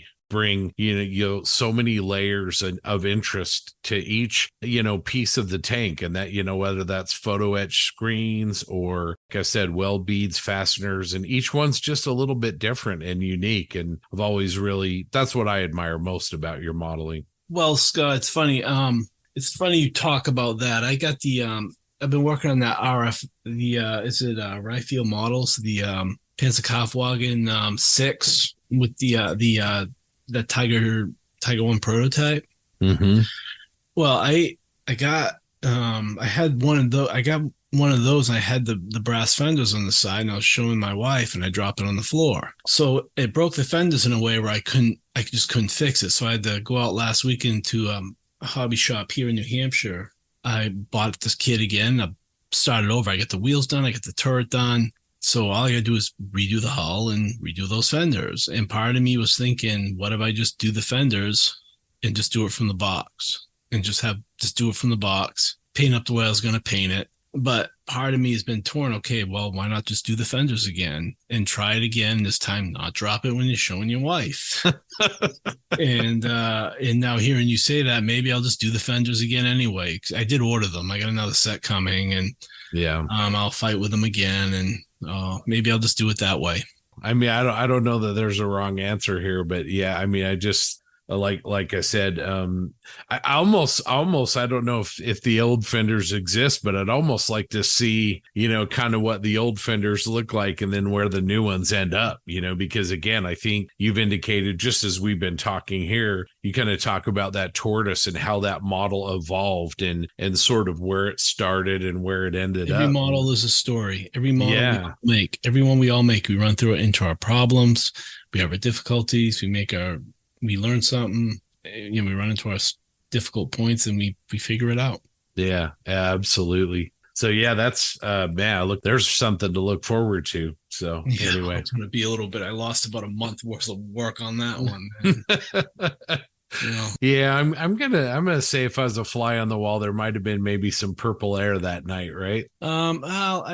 There would have been if it would have been at my house. Lucky, that's for sure. Yeah, well, I didn't have the tool clamps on it or anything. Like I didn't, it's something. It's all the texture and everything I got to redo to the hull and everything. That's the fun, easy part. Again, that's stuff you do on a Friday night watching something, and and I'll do it's funny. I was out of work with COVID, and I was. It was like a back hold and I couldn't go in. So I was just cleaning and cutting photo etch, and that's what I did. And I didn't lose the cupola. I put a little picture of the cupola on my Instagram account. I didn't lose that. I still got that. So that's good. Yeah. So just curious, like in the case of this model, do you kind of have an idea of what the finished model, the paint's going to look like? Exactly what it's going to be, but I don't want to talk about it yet. All right. See there, John's right. You're a tease, man. Well, I know it's going to take a bit. That's after I get this E100 done. That's the next one, and I do got an idea for it. But the problem is I might change my mind. But look, don't worry. You guys will be the first ones to know. All right. So, oh man, please paint it Panzer blue. I absolutely love your Panzer gray with the blue hue. I am a believer. I love it. I absolutely love it. All right, I can lean that way if you want me to. That's right. Adam, going back to the book, I do want to highlight another one. Obviously all the builds stick out. I think it's easy to say that we're gonna talk about them all tonight. Mm-hmm. I think it's important to call out one that I first off, I think the vehicle is so unique, but also the fact that it's the only one in the book that doesn't have a camouflage scheme, and that's the SU-101. That's my favorite one. Yeah, so that's my favorite one. Your modulation on that, I'd like to say that you're probably the best modulator out there. Maybe talk through, for our listeners that don't know modulation that well, maybe just talk us through your approach to modulation and how, fortunately that vehicle it's very geometric in a sense of trapezoids and different sharp angles, but maybe walk through how you approach on, okay, how am I going to shade this one panel as opposed to the next? And, is it based on light? Is it based on feel? Just your general approach to that finishing technique. All right. Well, I think people make it out to be more than it is. Of course, you know, all the large plates, you're going to throw gradients on them to break those plates up from the other plates. Okay. I used to start from the top and work with the highlights and work down. Well, let me say that differently. I would start from the bottom with the darks and work up toward the highlights at the top. But I've found that, I've started working from the bottom with the highlights and working up toward the darks at the top. Because, I mean, that's how kind of, especially if you look under the hull, you would see the bottom of what is it, the front glacis? Is that what it's called? You know, it's not like I'm a tank guy or anything to ask you about that word, but with the glacis, I think the light would be reflecting off the ground and hitting the bottom part. So I would think the light would be more on the bottom. It's more like when you're in art class when you're younger and you're drawing the cubes and stuff and shading them out. I kind of started approaching it more that way. My colleague in Moscow who passed away was the one that first said, why don't you start, the modulation's great, but why don't you start doing it this way? So after working with him, doing some stuff back and forth, that was how I started doing it. Kind of coming up from the highlights at the bottom, moving up toward the shades at the top of on the upper parts. And then on the upper parts of the model, the upper, the top of the hull and everything, you just use the gradients more of a way to break things up. Okay. Now, as far as like that model was a tough one. It was a time consuming one because, everyone looks at Soviet armor as being a little more simple and rude looking compared to some of the German stuff. And it is a little more rude looking, but it's no more simple in my opinion. And that one there with, like you said, with the shapes on it, the cylindrical fuel tanks and just the shape of the superstructure and everything, that one took a while. And you had a lot of details, but on top of the frontal hull, you had they look like these covers that protected it must have been what looked like air intakes or something. So painting stuff like that at a lot where it kind of extrudes from the model, you want to paint that at a lighter tone. So it's more or less, even if the initial green you use is too much of a pea green, that doesn't matter. You just want to kind of use lighter tones to break up those objects that are extruding from the model, from the hull and the superstructure, like the dome for the vent, hinges. Of course, there was even the smaller stuff you paint with almost like a yellow, white, green, but just a dab of blue. So it was these really light colors. Even if they're too light, that's no big deal. At least now, okay, these are the lighter parts. These are darker parts of the hull. These smaller parts are going to be lighter, even though the green's way off. No big deal. You can just use, you can add filters using blended oils, like add on the reds. And you can use the oil paint to kind of give the color, that pea green, more of a military look. And at the same time, it blends it in a little more. And you just keep adding the oils until it all kind of looks military again. Like that 4BO green, every company's got their own, every paint company has their own 4BO green. And then when those oils dry, you just mix like a clear and you mix like add some red, blue with a bit of yellow and get it like a brown or a little more like a dark, like an olive green. And you can airbrush the whole thing to unify it a little more. And that's really all you got to do. With color modulation, I talk about it in the book, you can't screw it up. You got the oils, you got the filters of clear. Because if you think about it, when you add a clear to a model, it's just a filter, especially if it's and adding oils in that way is a filter, but you can airbrush on filters too. You can use these different color filters, these different color oils, and you just keep going back and forth until you get what you like. But you want to end it with a clear because that will give it that nice warm look, that contrast. Real. And when I'm getting ahead of myself, but after you add that clear, you can add more oils over it for fading to bring that clear down to a satin finish that will contrast nice against the matte tones of the earth colors, but also the glossy areas of the grease and everything. And the big thing about that was I kept that dusty and clean because the big emphasis there was the spilled fuel all over the filters, which even the students in my class picked up on when I showed them the book. And they're not even armor modelers. And that was what got their attention the most. And I think that was their favorite model in the book too. Okay, but we just spoke about all that. No, I love it. And it's such a unique vehicle. And I think what stands out to me, like you said, is you're using a single color, but it's not a single tone. and you're picking out little bits of everything. Like you had mentioned using blues. That's the thing I want to experiment more based on your tutorials in the book is what, the vibrancy. And that's something that sticks out, I think, a lot with your miles too. Yeah. Your models, I should say, is your tones are so rich, and it's certainly a style that stands alone. I just personally love it. I think that's a true Wilder mark, I think. Is the style. But what's nice is I find that your colors are vibrant for the vehicle, but the weathering is very, it tones it down, and it desaturates it in a way. So it's almost, it's like you said, it's like it's a balancing act. You're using the weathering and the brown oils to kind of bring it down. You want to cheat as much as you can with the lighter tones. A good example is like on the cupola, where in fact, the cupola, the hatch is shut, but it's a very light green. And that made me nervous after I painted, like, oh boy, it's going to take a lot of washes to bring this one down. But it came out, and it's not too obvious, John. Good point. Good catch.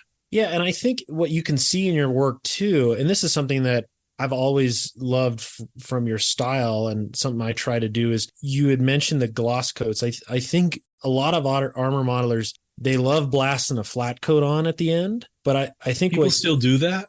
Oh yeah, man. Are you for real?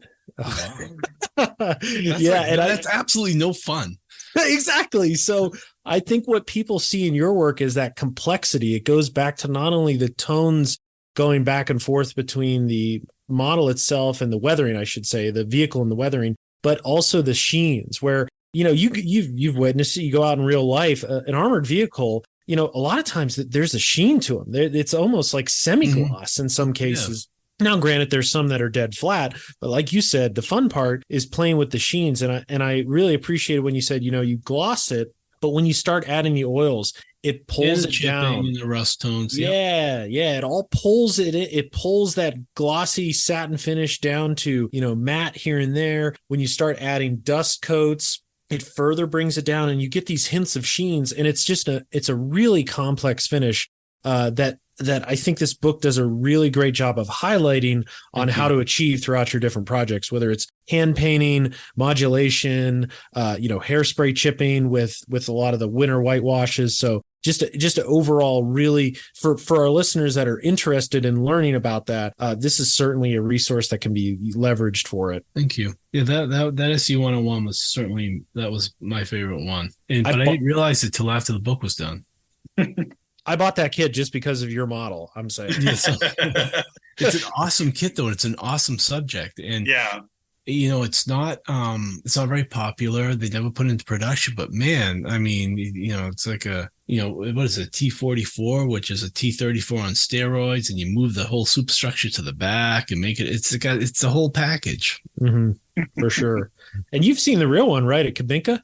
Yes, I got all kinds of pictures of it, and I even got inside of it because someone left the back door open. Oh, man. Yeah, no, I got a couple paquestures actually too. I took pictures of it. Wow. I should have just put them in the book just for bragging rights. Yeah, I love it. That's great. That's great. Nice. Yeah, that was really, I love that thing. I really do. Yeah. So Adam, as I mentioned, we're going through your book. We've highlighted 3 of the 4. I think the last one, it goes without saying, and it's honestly paired with your book, is the ISU 152 1944 model that you did. Friggin' awesome. It's served as the impetus to a group build that Stephen Reed has so graciously put together for us around. It's nice of those guys to do it, and Rick Lawler and those guys. It's nice of them to do that. I didn't think that would generate that type of interest. And, like we were talking about earlier before we started this podcast, I would love to get involved with it, but I'm already doing other projects. And although I can't really do anything but click the like button on some of it means a lot to me that they're doing that.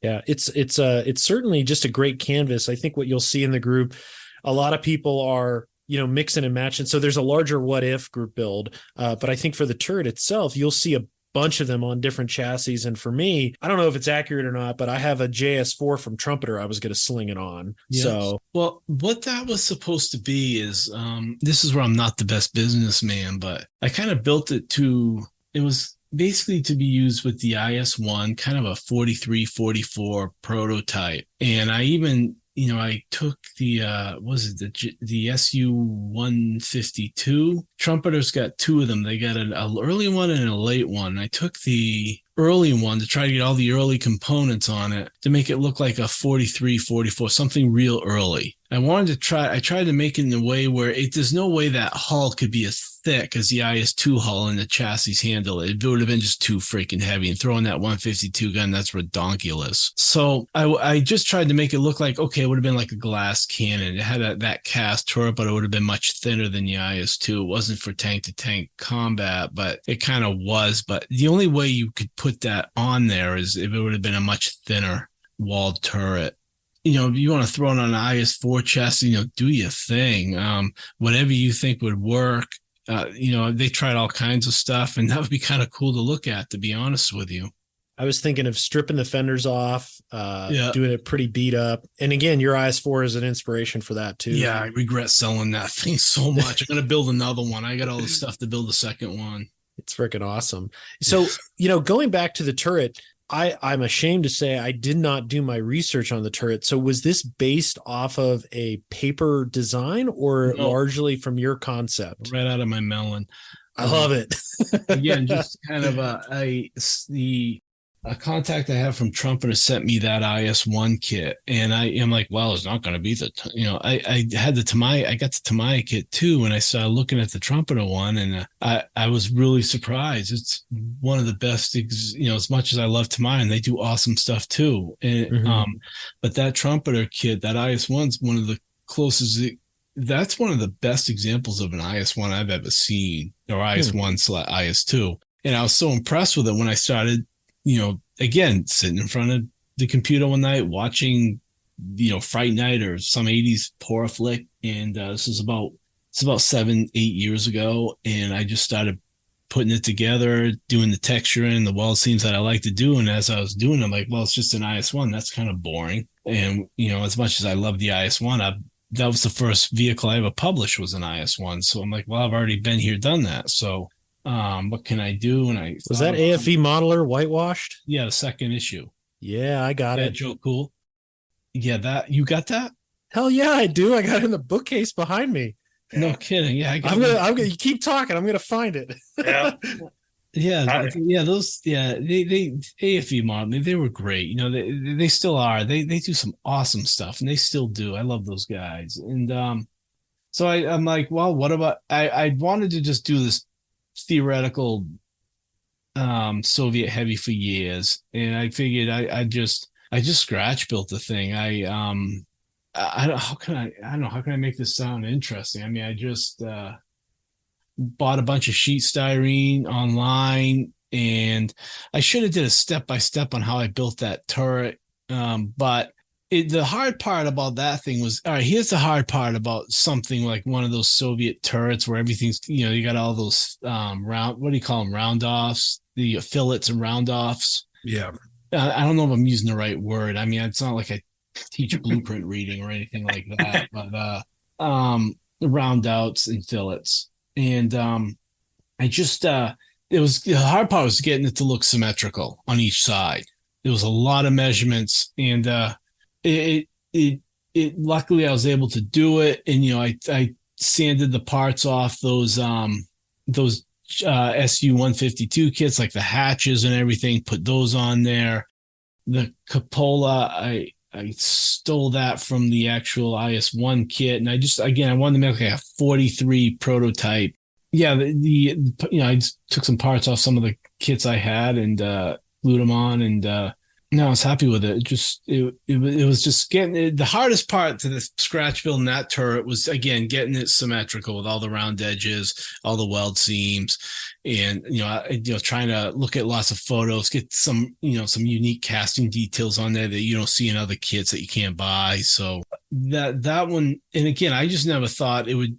I said to I said to AK, you guys want to cast this? So, I know the guy who does all the casting there for the company. He was my roommate in Spain, a good friend of mine. We still talk from time to time. I think I emailed him, would you be interested? Because I knew what to do. I knew how to set it up on the casting blocks so he wouldn't have to do much work. So I knew what to do before. So I just sent it to him with the casting blocks and everything. All he had to do was set it up and make a mold and cast it. So it was easy for him. Maybe I'm saying a little too much about how I did that. No, it's pretty fascinating. Thank you. Yes. I kind of want to take us in a little bit different direction for a minute. We're talking about a lot of, pretty advanced techniques. You're talking about scratch building an entire turret. We're talking about some of the details on your builds. And one of the things all the sanding. Yeah. But one of the things I think is so great about this book, and you kind of alluded to it earlier on when you said photography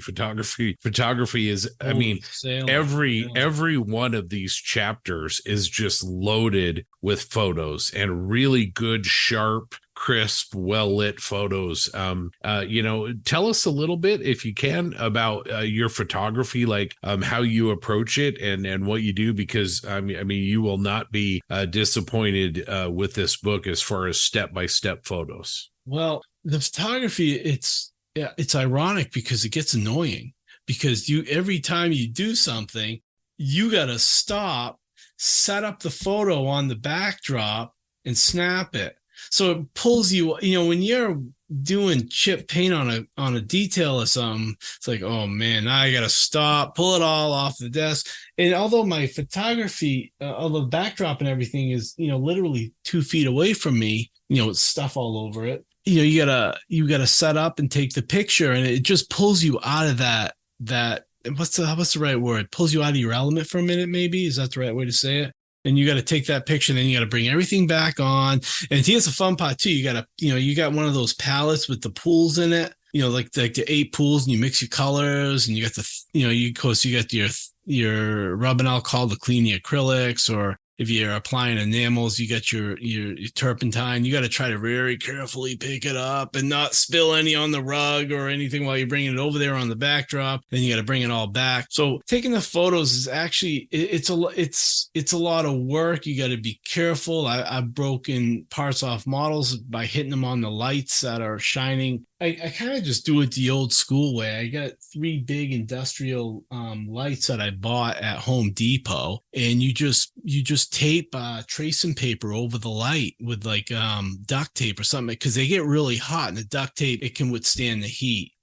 You'll have to change out the tracing paper from time to time. You go to like Walmart, you can still find it. That's kind of how I do it. You get those 3 big industrial lights on there with the tracing paper. The Spanish model showed me this 20 years ago, and I still use it, and it still works. And you can, I don't know what they, I sent all the raw photos to AK Interactive, to their, people who do the layout, and I don't know what they did to brighten them or sharpen them or not with Photoshop, but it's not that difficult. Did I answer your question, or? Yeah, I think it's maybe less about the technical details of what you're doing and more of like, it's almost like, I don't know if you consume a lot of books and things on your own, but you kind of know as you're going through the chapters, it's like what the reader's looking for, and it's what you're putting in the photos that's more important than maybe how you're taking the picture. Yeah. Maybe that's true too. And again, I've just been doing it for so long, and you hear so much feedback from different people, you kind of know. But all of it too is just the photography, what will make an interesting photo. Now, there's a lot of photos you put in there, it's like, oh, this is boring, but it shows that step.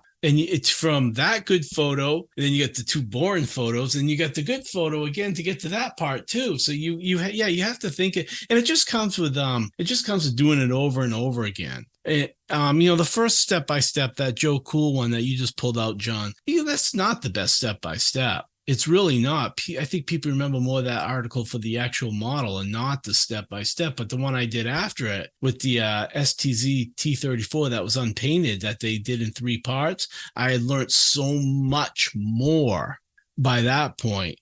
Not just from what people wanted, but just from what, personally, to be honest, what I wanted.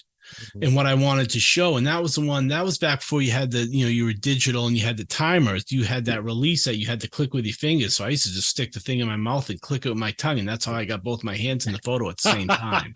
That's how I did that. And That's but my- of course, I didn't say anything at that time. I wasn't giving that away. But, yes. But I think now we could talk about it. last time you were on, I think I told you that's my favorite armor model all time. No That question. one? Naked Desperation. Oh man, yeah, I want to do it over again. I want to do another one. Amazing. Well, I'm glad you feel that way. I thought about, again, I've noticed too lately. I'm getting that old T-34 bug. I got to do another T-34. You do. Someone did one recently with color modulation on. I think it's on Facebook, and the same thing. The color modulation looked crazy, but when he got it weathered and everything, it looks crazy. I forget the guy's name. But those steel finishes are. I know I want to do another one of those again. It's so much fun. I mean, it's not like I teach welding or anything. So you need to do the up armored T-34 by Border models. I got it. They sent it to me. That's what you need to do. I got it.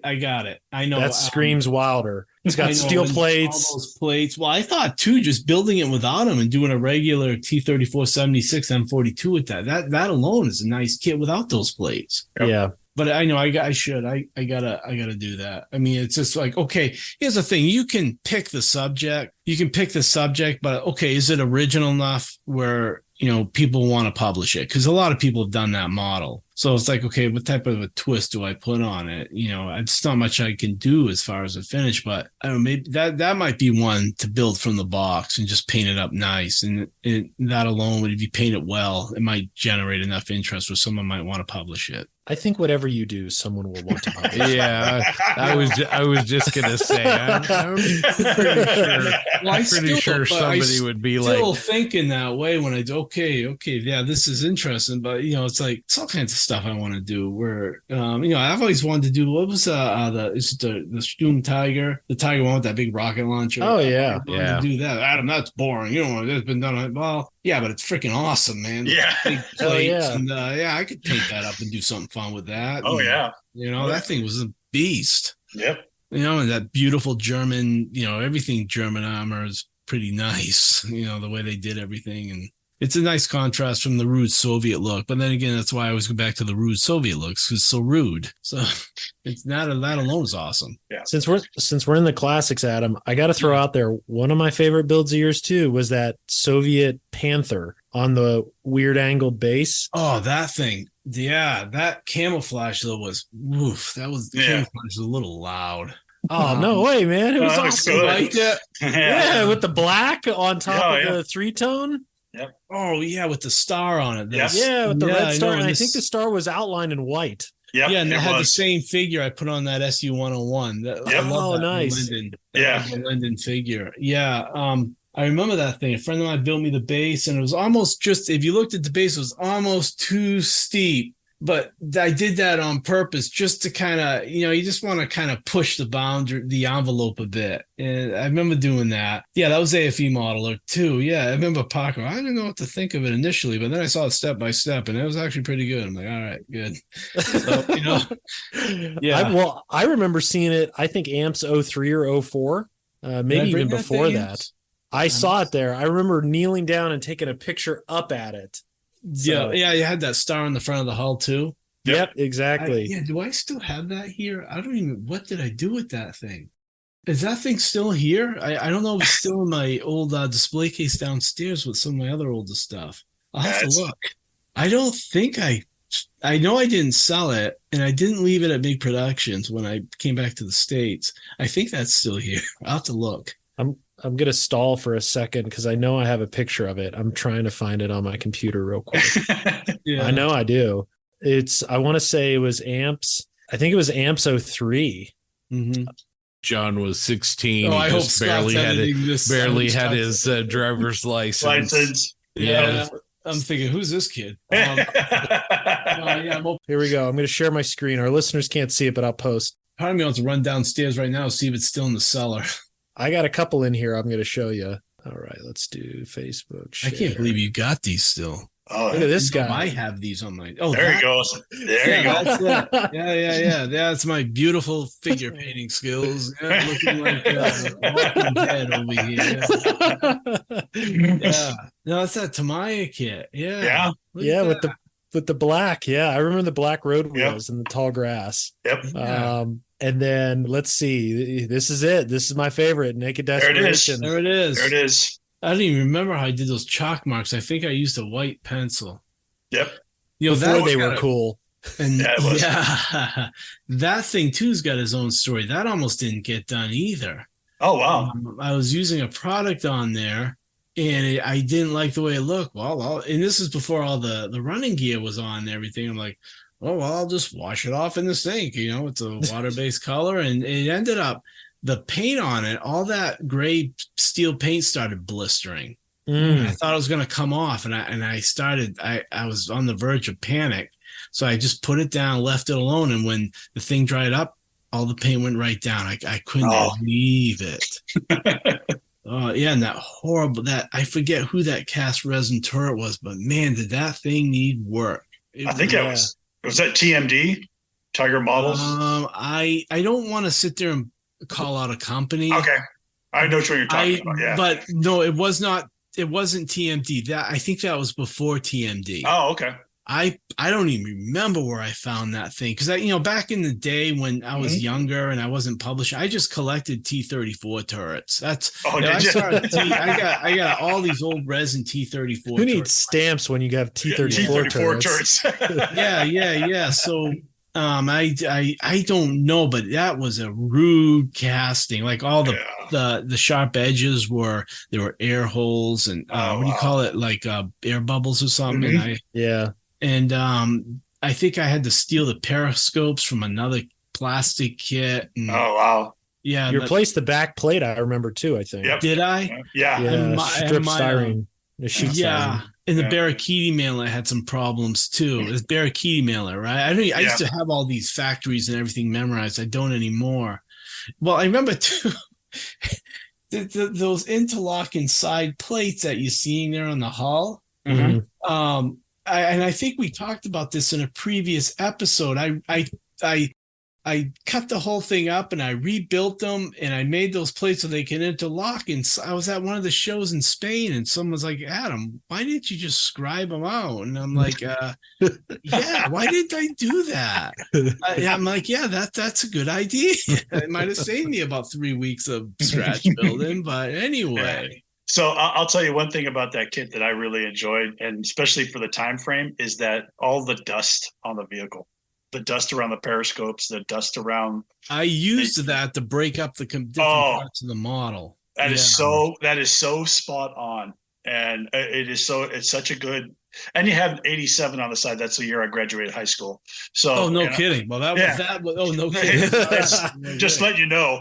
So, yeah. No, well, but I remember this just because of the weathering alone. I remember when I was just coming back into the hobby after a little bit of break. This is the one. I've never seen it in person, but I remember this is the one I saw it in. I think it was, I can't remember, AFV magazine probably. But it was just, I remember taking a Xerox copies of it and going into I was in the military at the time, so I'd sneak into our S1 office. So they only had the colors copier at night when I was like on duty or staff duty or something like that, and make copies of the whole thing. So this is a big one for me too. Well, that word, that Cyrillic text you see on is it is it Cyrillic? That's a proper name for that type of text. Yeah, it is. I don't even remember. I know that's an actual word that someone from Russia helped me with, but I don't remember what it says. I don't remember any of the text on this says anymore. Yeah, it's just I just love the way that I mean, and you could see the bottom line there where they drew the line where the fender is going to attach. And you can see I put in the vertical lines for the intermittent fillet welds. Yep. Yeah. That's that. I love that. I know that I want to build that again. I do just see what I do with it now. Yeah. But then I'm just going back. I love those blue tones on the engine intake, the air filter section. Yeah, looks really good. I might have done it more gray now because those were stamped, and I would do that a lot different now. But it's still, it's a fun model. It was really, it was a good one. Yep. And I felt like I was doing. And it's cool because I was kind of new. I was just coming in. I'd already published my first article, and I'm like, I knew I was coming in with something different, so it made it really. excited. It actually caused a lot of friction between myself and the girl I was dating at the time, because I was so involved with that thing, and I wasn't giving her a lot of time, and I don't blame her for being upset looking back on it. Adam, I think this is your year. You had the Naked Desperation, you have the Panther, also your T-3485. Oh, you got that one, yeah. Yeah, before it went into the diorama. Yeah. And, a funny little story on that one. Yeah, I put on that little base. I was kind of toying with the idea of all that broken brick to see how it would work, because the guy, I did that diorama with a guy named Carlos Elliott, a Spanish modeler, and I'm like, this is how I'm going to paint the brick. What do you think? Just to kind of, see we were both on the same page. But it was funny. I was at an amp show, and if you look, I actually added on the rear plate, the rear hull plate, is that piece, that screen diorama. You scroll to the back there. That one. I had added that out of my imagination. I just made it up. All right. And then I was at one of the shows, and the guy had the same thing on, and he saw me looking at it, and I don't know why, but he just comes over and, oh yeah, that back plate, I made that up. I just did that myself. And I'm like, okay, sure. But still, he his looked pretty good too, and it was nice. It's nice when you see like you influence people, and of course, I forgot all the bogies, the oscillating bogey wheels and everything. That went well. Yeah, I remember that one. That was a fun one. I don't even remember where I got. I think that was that was a DML kit.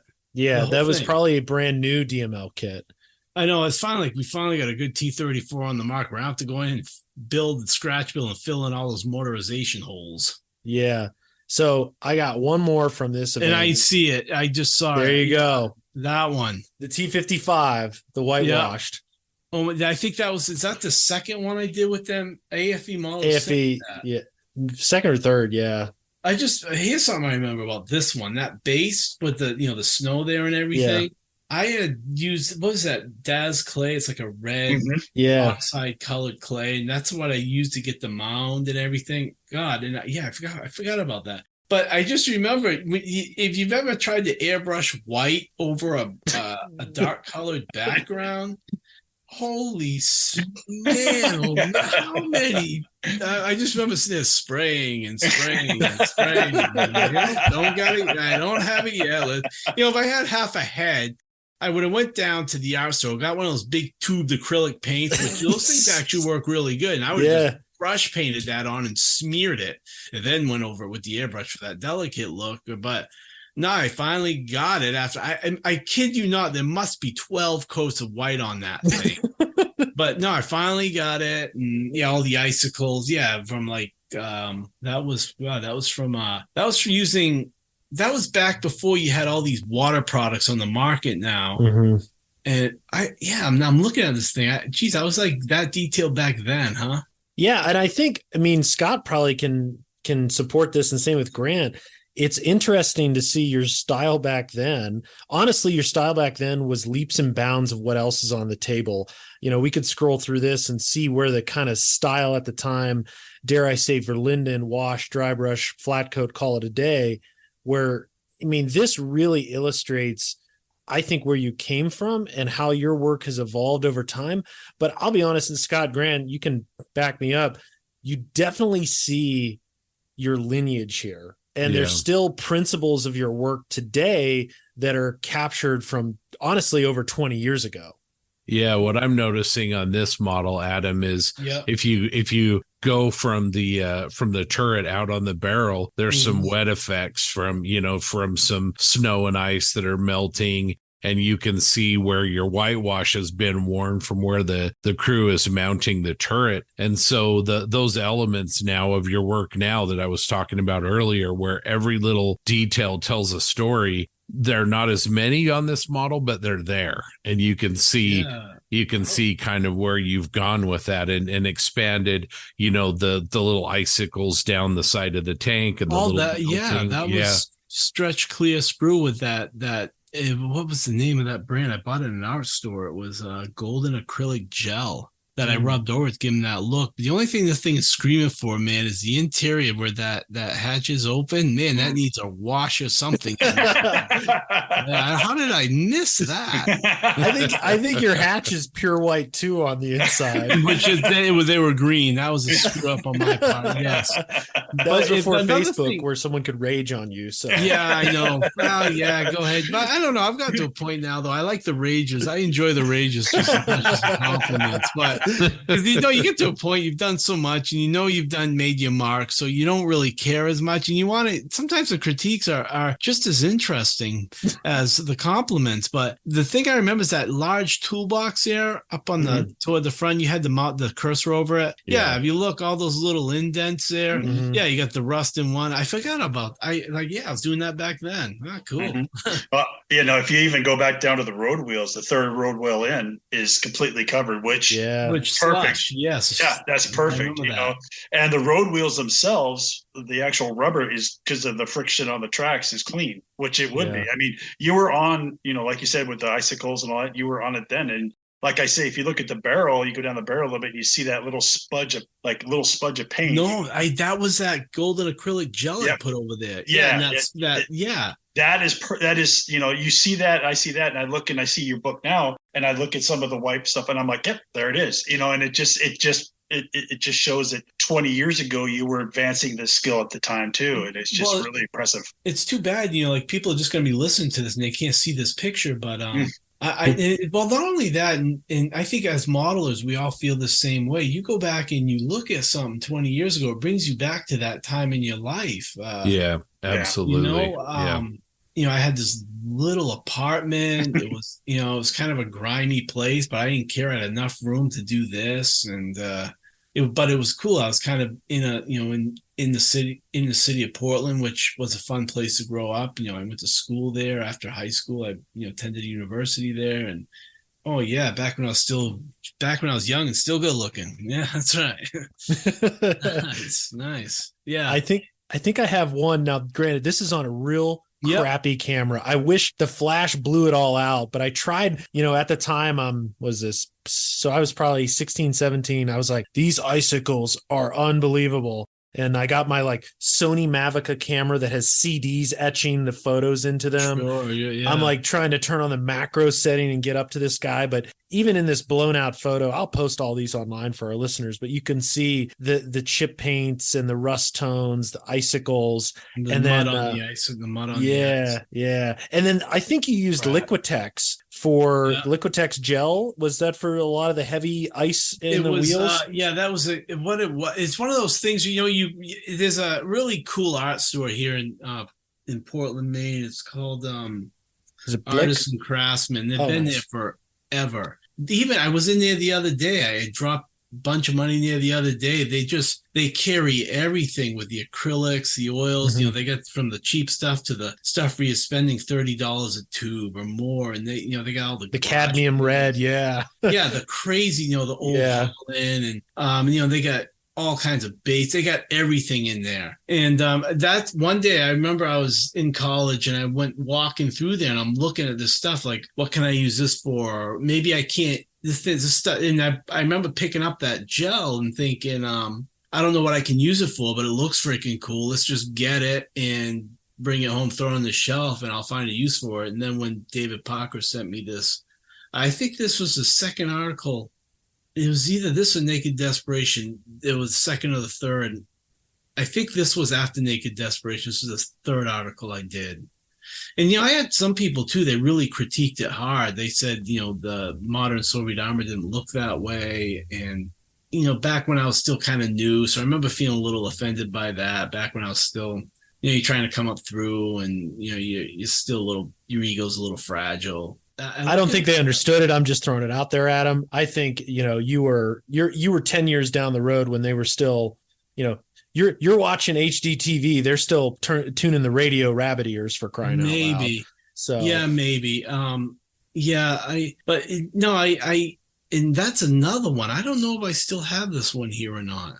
I don't know if I gave it to someone as a gift or I don't remember. There was a modeler here in America, Frank LeMay was his name, and he sent me a picture in the mail that was framed and everything. the T55 he made that was based on that article, and it looked just like mine. And that was I still got that photo here actually. That's cool.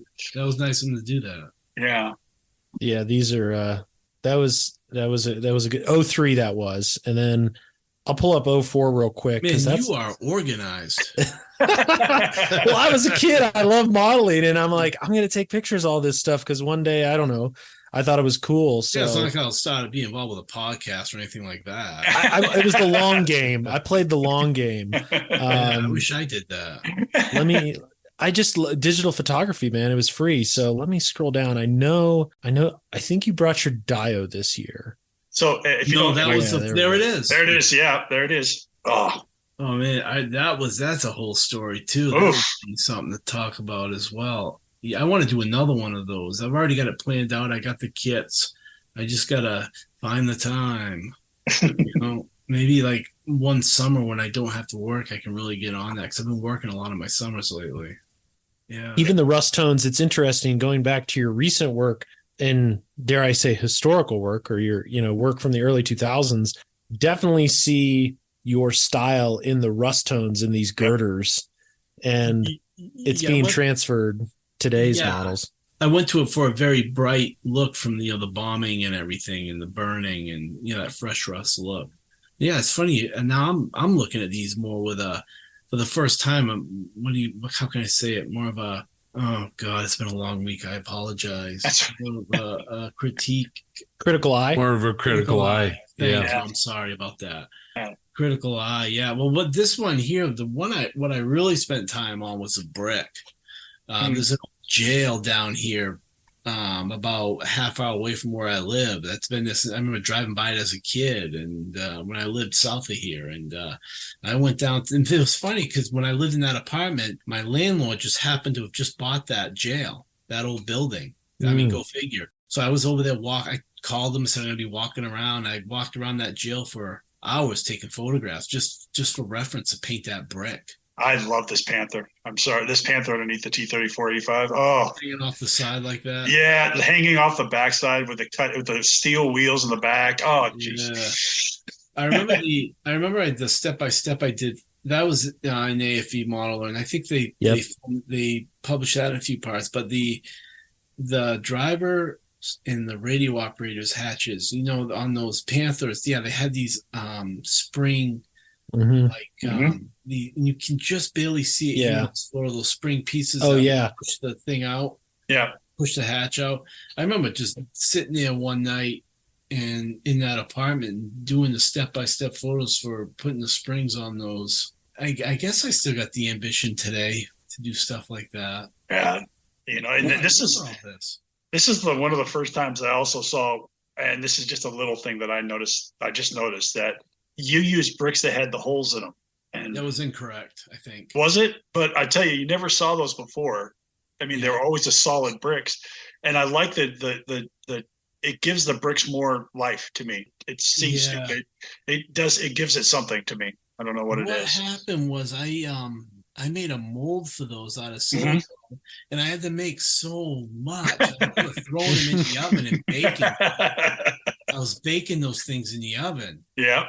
And not high, obviously, would have damaged the silicone, but I was just trying to dry them quickly. I can see Adam on his bench. He had one of those little easy bake ovens with little brick trays that he was putting in there. Yeah, I know. It was funny. It's like it was kind of an old apartment, so I always had problems with like the cable and the internet. Yeah. So guys would be coming in to fix the place, to fix whatever from, our cable company here. And they'd see that just, holy crap. And I'd be talking to all these guys I never met who came in to fix the place about modeling. And yeah, it was cool. And all the wires. I forgot about all that. Yeah. Yeah. That's like when we were talking to Martin, he was telling us he had a repairman or he was remodeling his house. He had a guy come in and Martin's sitting there having coffee. And this guy's telling him about how his son watches this guy Night Shift on YouTube and how he's such a big, huge fan. And Martin's just sitting there like, do I tell him or?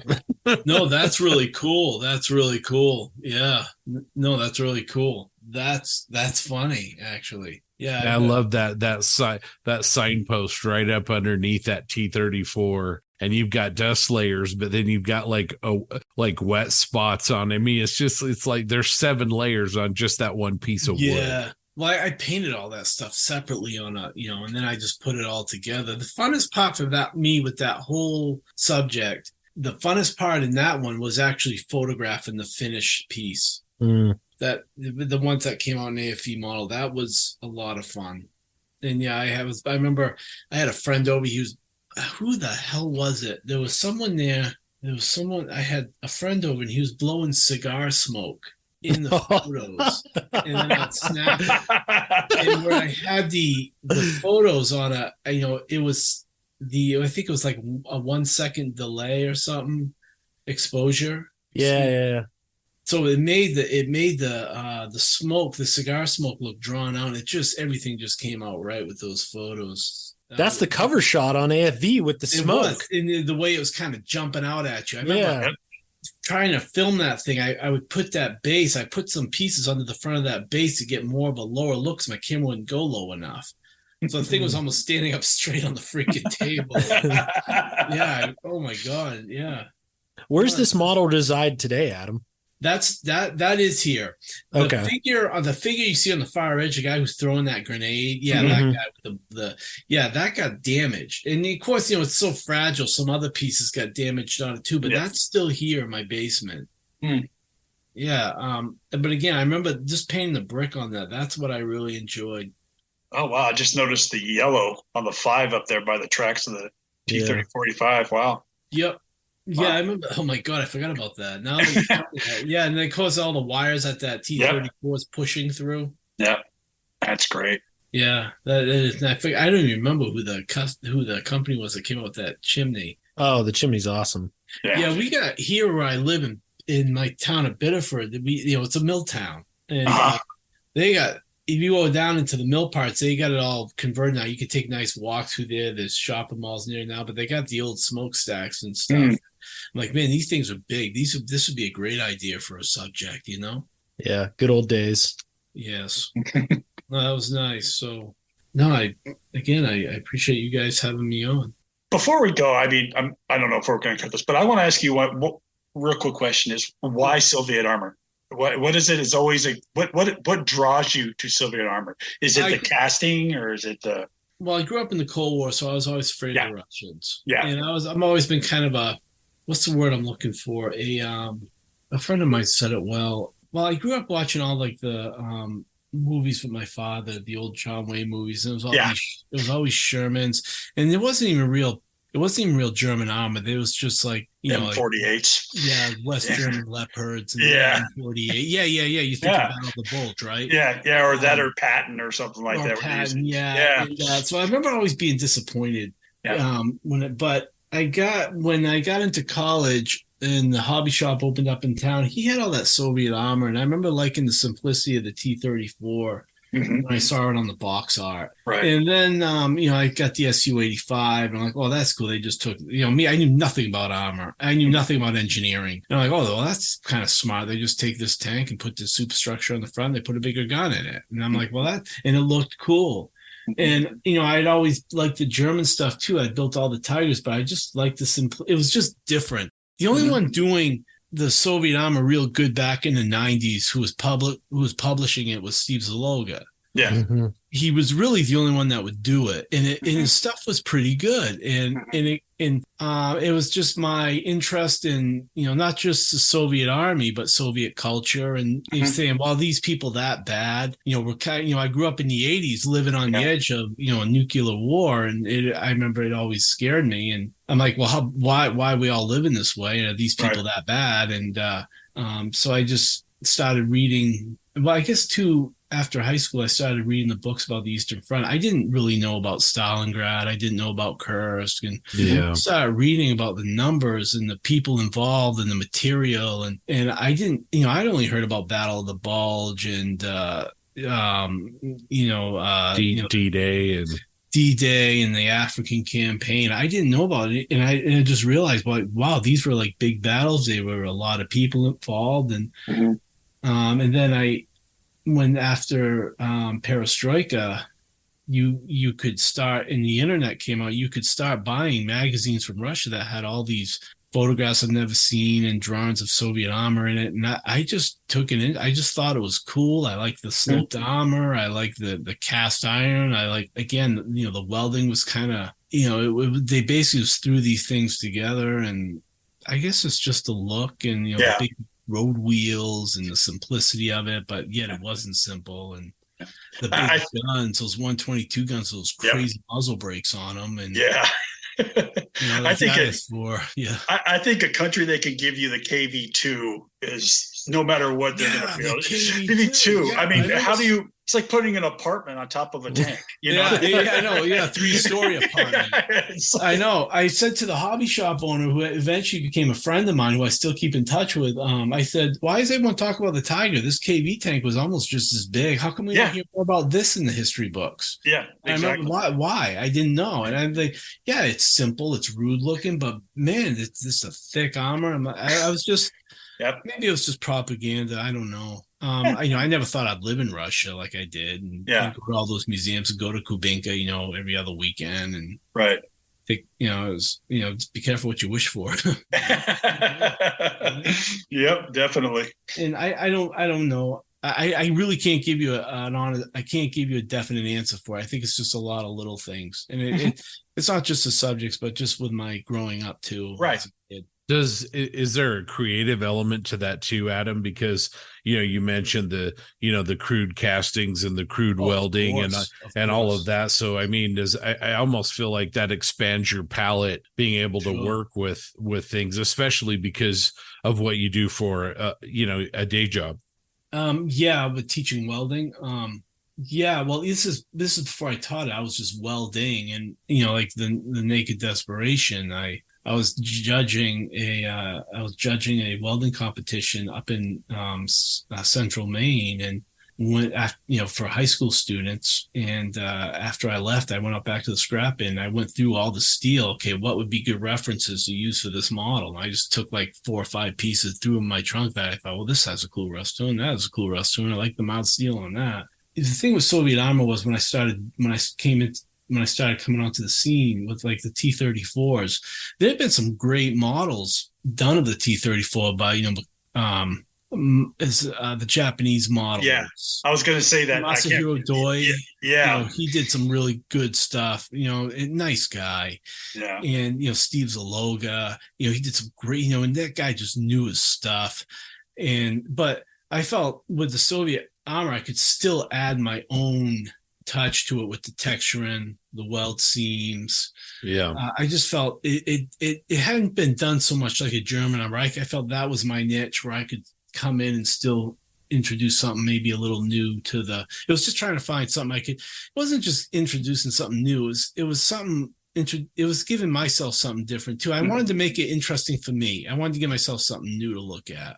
Right. That your T-34 and the gentleman you mentioned, the Japanese fellow, I can't remember. Yeah, he did his name properly. He did a SU-122. I know. I love that. That is in armor modeling. Yeah, I saw that model when I was over at his house. Oh wow. I remember sitting there. I was working for my bachelor's degree, and I was in there. I was having a hard time with the math class I was in at the time. And here I am supposed to be doing, algebra. Instead, I'm looking at this guy's work, and I'm like, well, this isn't very productive. I'm going to fail out of school here. It's like, but no, I got through, and I never built that. The SU-122 is one of my favorites, but I want to build another one. I haven't done it yet. It's another one. You got all. It's just a friend of mine a long time ago said to me, he goes, Adam, the problem is time. I don't have the time. And, he was a family man. He worked for the Department of Environmental Protection or something, and this is back when I was young. Well, you just figured I'll be able to handle all that. No, you get into your 30s and 40s and you don't have time, man. You really don't. We're all talking about what we do. We all have decent, we all have jobs that entail responsibility, and it becomes something you do on the side. And that was a big decision coming back from Spain, I'm going to have to get a big boy job now and grow up. and you don't have a social health care plan here in the States like over there. And that was the big thing. There was the Affordable Health Care Act, but that was expensive. Yeah. And I didn't want to get in a position where I got cancer, I got hurt, and all those bills fell on my parents. It's like I'm going to have to grow up and get a real job here. It's just how it is. It's life. Yep. It's life. I have no regrets. No. I mean, the book is fantastic. Like I said, I really hope it's selling well. Just not just saying that because you're here. It's a great book. But, what are some... Scott, thank you. Well, sincerely, what's next for Adam? What are some things? I don't know if there's anything you want to talk about, but, what are some maybe goals you have or some subjects you have? I mean, what's some of the things in the pipeline for your future on the bench? Well, that VK we talked about earlier, that E100 that I'm weathering now. I have actually some questions for you guys to get your opinions. I was really worried when I released this book. So I'm like, it's like I said at the beginning in the intro, a lot of the techniques here have been covered on videos, but not to these subjects with these tones and these colors. There's an endless supply of subjects that we can do that if people build those, they're going to want something to reference and follow, correct? Yeah. So is it all becoming about YouTube, or is there still an interest out there for books like the one I just released? They said it sold well at the last show and everything. Do you guys think doing books like this, because to be honest with you, doing books like this is easy for me because there's no editing. I don't have to talk. There's no voiceovering, because this is some of the reason too. I didn't like the business of it so much. I just like building and painting the damn things and throwing them up on social media. That's what fun is for me. And I could do the rest of that for the rest of my life and be happy. But I like the books because it's a little less work. It's just still, do you think as time goes on, is it all going to be about YouTube, or do you think there'll still be an interest in books? Because, I wouldn't mind doing another book like this. I think it's a mix. I mean, I think, you're talking about, age differences with people. I think younger people tend to be more skewed towards YouTube, but even among young people, we have a lot of friends and they really valuable, particularly modeling texts like this that they can refer to, they can have them open on their bench. Yeah. And then some other people would rather, have an iPad on, but I think there's room for both. And I don't know what you guys think, but I don't think it's ever going to be all one way or another. John? Yeah, I think it really comes down to the quality of product. I think that's probably the biggest thing for me. If the product adds value, it'll always be available. I mean, I guess that's business 101. If your product is adding value and giving the customer what they need, then it's going to be desirable.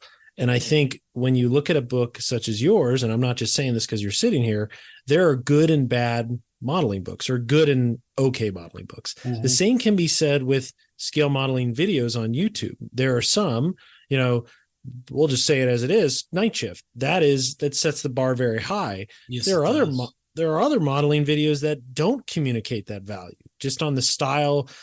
Honestly, I see parallels between scale modeling videos that are successful and those that are not, or at least I should say those that are valuable to me and those that are not. And the same with modeling publications and books. Mm-hmm. When you look at them, your book and dare I say Night Shift's video remind me of each other in a sense of the quality of product and how you communicate what you're doing based on the visual aspects. Yes, it's good to write things down. It's good to say things in videos, but pictures are worth 1,000 words. And your photography and the way you walk through your steps in a very, dare I say, methodical and regimented manner, I think they're good teaching tools. And so, yes, there's a difference between the physical nature of a book and the digital nature of a video. I think in this world today, as we see it, there's definitely room for both. And I'll just go back to originally what I said is, if it communicates that value, if people are getting value from it, there will always be a place for it. Whether it's in print or digitally online, there's still there's a reason why it said pictures are worth 1,000 words, because they evoke a lot of emotion. And and that might sound deep for a modeling book, but that's exactly what this book does. It inspires, it pushes, it motivates. And it's something that I've found that, I've had the book for a couple of weeks now. I have stacks of books. This one just happens to sit on the top of them all. And I'm leafing through it constantly. I go down in the stash. I'm like, all right, what Soviet armor do I have? And what can I build to replicate what's going on in this book? So long-winded answer short, yes, value in books is there when the book is something like this. I think that's what I'll say. Right. I will Thanks, echo John. with what John said, and but I will tell you personally, I find a book a little bit better or not a little bit better because you can explain more in a book. You can show more pictures in a book than you can on a 9-minute video where you're jump cutting, you're doing stuff like that. You don't get to see the process as much. Unless you do a 2 or 3 hour video. Nobody's going to sit. No one's. That's something that's you're going to cut down your base by doing that. I'm a very much a book person. You are. Yes, I think it's because of my age, the way I grew up. But I'm a voracious reader. I love books, and because I have the opportunity to open the book and sit there at my table, sitting on the little side table is the book. And I say, I can look at the stuff and see how someone did it. And then I can go right back to do it instead of having to go find a video, find the right time mark, listen to it, and then go back. It's for me, it's easier. I think there's always, and John's 100% right. It's what is the quality of it? There's 1,000 videos on YouTube, right? Hundreds of thousands of videos on YouTube that are not very good quality. But there is also a lot of them that are very good quality, and that's the same with books. And like John said, it's just the quality is what is going to sell it.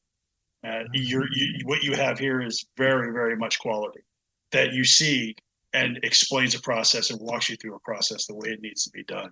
And that's, for me, that's very important. And I liked it that way. So that's my answer. Well, it's a lot to think about.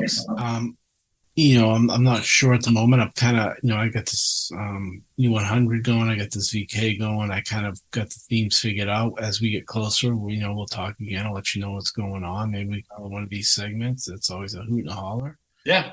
I mean, I do think, and I understand the commitment involved, but the series of videos that you did on the KV were a huge benchmark. I mean, you made a statement with that series of videos. And again, I understand the commitment, but I also feel like if you were to do something, you would do that really well too, because, armor mauler I know of is, watched all of those videos and you do a good job. The advantage of video is people can see you work, and as you work, they can hear your voiceover. Yeah. And there is sometimes value as opposed to a still photograph, actually listening to you say, okay, this is what I'm doing and this is why. And they're actually seeing, you've got a paintbrush, but they're actually seeing how those bristles are on the model, or how you're approaching a wash. Building and how up the layers. Yeah. And so I may certainly think there's advantages to both kinds there, but whichever way you go, I think is going to be really successful for you. I think the book just reinforces for me that your style is still very, very unique. It's still evolving. It's still coming into focus, and I'm excited to see the E100 and see these new projects that you're working on and where that takes you. It's going to be awesome. Well, like I said, now that all that writing's done for the last book. Yeah. That's what you need. You need to hire the person to write for you, right? Plus we got thanks. Well, yeah, it's like at work, I need an ed tech where, in this world, I need someone to write for me. It was like, before my colleague passed away, he really did a lot with those videos, those KV videos that those would not have come in without him. Yeah. He really deserves a lot of the credit for those. And, I really miss him sometimes. He's a good friend. And I haven't talked to a buddy of mine here, maybe possible about doing something similar, but it's going to take planning. And he had, he's like the rest of us. He has a job that entails a lot of responsibility, time and thought. And, he has a family. And I mean, for right now, I'll still be building and posting stuff up. I'm sure I'll be doing another book along the way. And, you know, I'm not as, what's the word I'm looking for? Prolific. Prolific. Exactly. That's the word. I'm not as prolific as I was, but I'm still here. Yeah. And, you know, I'm glad that you guys are pulling me onto this, and thank you. It's good. Yeah, just for the record, we actually had to drag Adam by the left leg. Yes. No, I'm just kidding. No, it's all right. I've been dealing with kids all day, and you know, it's yeah, I'm lucky. I'm lucky. I like what I do, and I'm glad I got this on the side. And I'm going to be on TV here in my state of Maine this weekend for the modeling. And Wow. Yeah, I told you that, right? yeah. Yeah, the new channel 13 over here, and you know, when you started doing this, I remember just being stoked about getting that first article on AFE Modeler back in the day. I never thought, you know, like I'd be on the news here in my state. You know, you know, it's fun. It's something. It's like I said on the first video we all did together. I'm lucky to have this. You know, I tried to play guitar. I wasn't as good. But I found this, and I'm lucky to have it. And I'm lucky that you guys are interested in what I do, and everyone else out there. It means a lot to me. The emails I get from people, and it's good to have. It's nice. I've found something in my life that, you know, I can influence people with. It means a lot. And it's a lot of work. I think that's well said. I think you really do influence people, and you know, keep it up. You know, and like I said, looking forward to what you're doing. Well, before we wind all the way down, the book is called Adam Wilder, and it's Modeling Theoretical Soviet Subjects for the Great Patriotic War and Layering Techniques. And it's available from AK Interactive. You can also get it from some distributors here in the States or AK Direct. If anybody has any questions, they can reach out to us at the Posse, and we can point you in the right direction. And then, Adam, I think you're still pretty active on Instagram, a little bit on Facebook. How can people see your work on social media? Let me pull that up. Instagram, you just do a search on. Let me pull that up real quick. Facebook, I got 2 pages. I got my personal pages. I mean, I got my personal page when I'm maxed out at 5,000 friends. I got people following me. Mr. Popular. Yeah, imagine that. That's almost as many as Grant. Jeez. Yeah. Okay. Yeah. Right. I'm getting them. That's my goal. I'm going to get them. Instagram, just do a search on Adam NP Wilder, you know, just 135th or, you know, armor modeling or something. And my avatar is a little, it's a picture of my, the E50. And, I, you know, go on there, and most people who follow me, I try to follow them back, you know, out of respect. So, you know, I get something to post, and, you know, I'll say something on that too. And yeah, social media for me it's always been a lot of fun. It's quick, it's easy, and it just allows me to build models all day and enjoy myself. That's awesome. That Saturday off, you know, away from the classroom, and, you know, my wife works on Saturdays. That's me getaway in my own world day. Yep, absolutely. Well, Adam, thank you so much for spending some time with us and catching up. It's always a lot of fun. It's always good to see you there. You know, Scott, you got the voice. John, you know the stuff, and Grant, it's good to have you on the team. Good big old smile, all those teeth, and no, thank you guys. Thank you for everything. And, I appreciate it. Sounds good. Awesome. Thanks, right. Adam. Yeah, thank you, John. All right, you guys. Talk to you later. All right, have a great weekend. All right. You too, Take man. care, Adam. Cheers. Thanks a lot. All right. Bye-bye. Bye.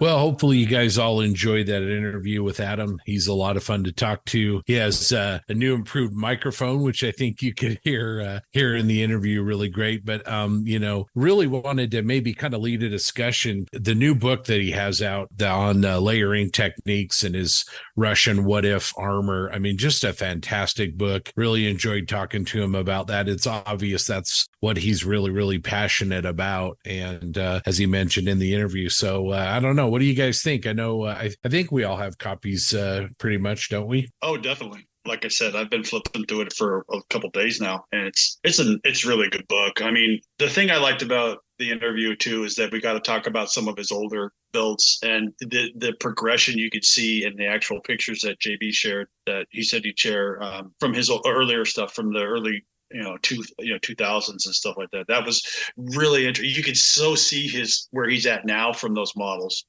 That was really interesting to me. He's led such an interesting life to me. Also, the guy lived in Spain. He lived in Russia for a while. He's got one of the most impressive photo libraries of Russian tanks you probably ever want to see. But it was such a great, and his book is so. I really really enjoy it. He's based it around 4 of his models, not mythical, but hypothetical Russian tanks. So, it's really a really great book, really great guy, really enjoyed our time with him. And, the book is phenomenal. It's so inspirational. And, it's one of those books that, it might be a little bit more, but it's definitely worth getting. Awesome. I couldn't agree more. It's definitely a fantastic read, and certainly recommend all armor modelers to give it a chance. You will not be disappointed. I'd say something real quick. Sorry, JB. I think besides armor modelers, I think Warhammer guys that are doing stuff with, I think any kind of people that are doing any kind of weathering processing and so they'd love the book. Definitely a multi-category book, I would say. Most definitely. So now we're going to get into Posse merch. So as I just mentioned, it's that time. If you would like to rep the Posse, you can check out all of our awesome merch on our Triple P spring page. You can find coffee mugs, t-shirts, jumpers, or even the world famous PPP lounge trousers. You can order all of this stylish merch at our Plastic Posse merch store on the website plastic-posse-podcast.creator-spring.com or loungetrousers.com. Who wants to wrap us up? Doug just went unmuted. I'm giving it to him. I'll do it. You sound so excited.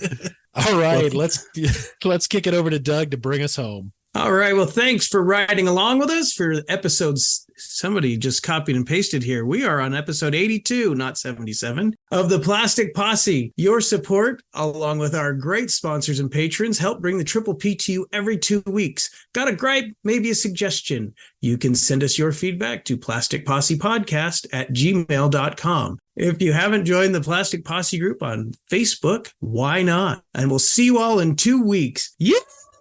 Ha! Sound like you blew out the mic there for yeah. It's a new mic. It's got a to me still. His vocal cords. That's right. You got to break it in.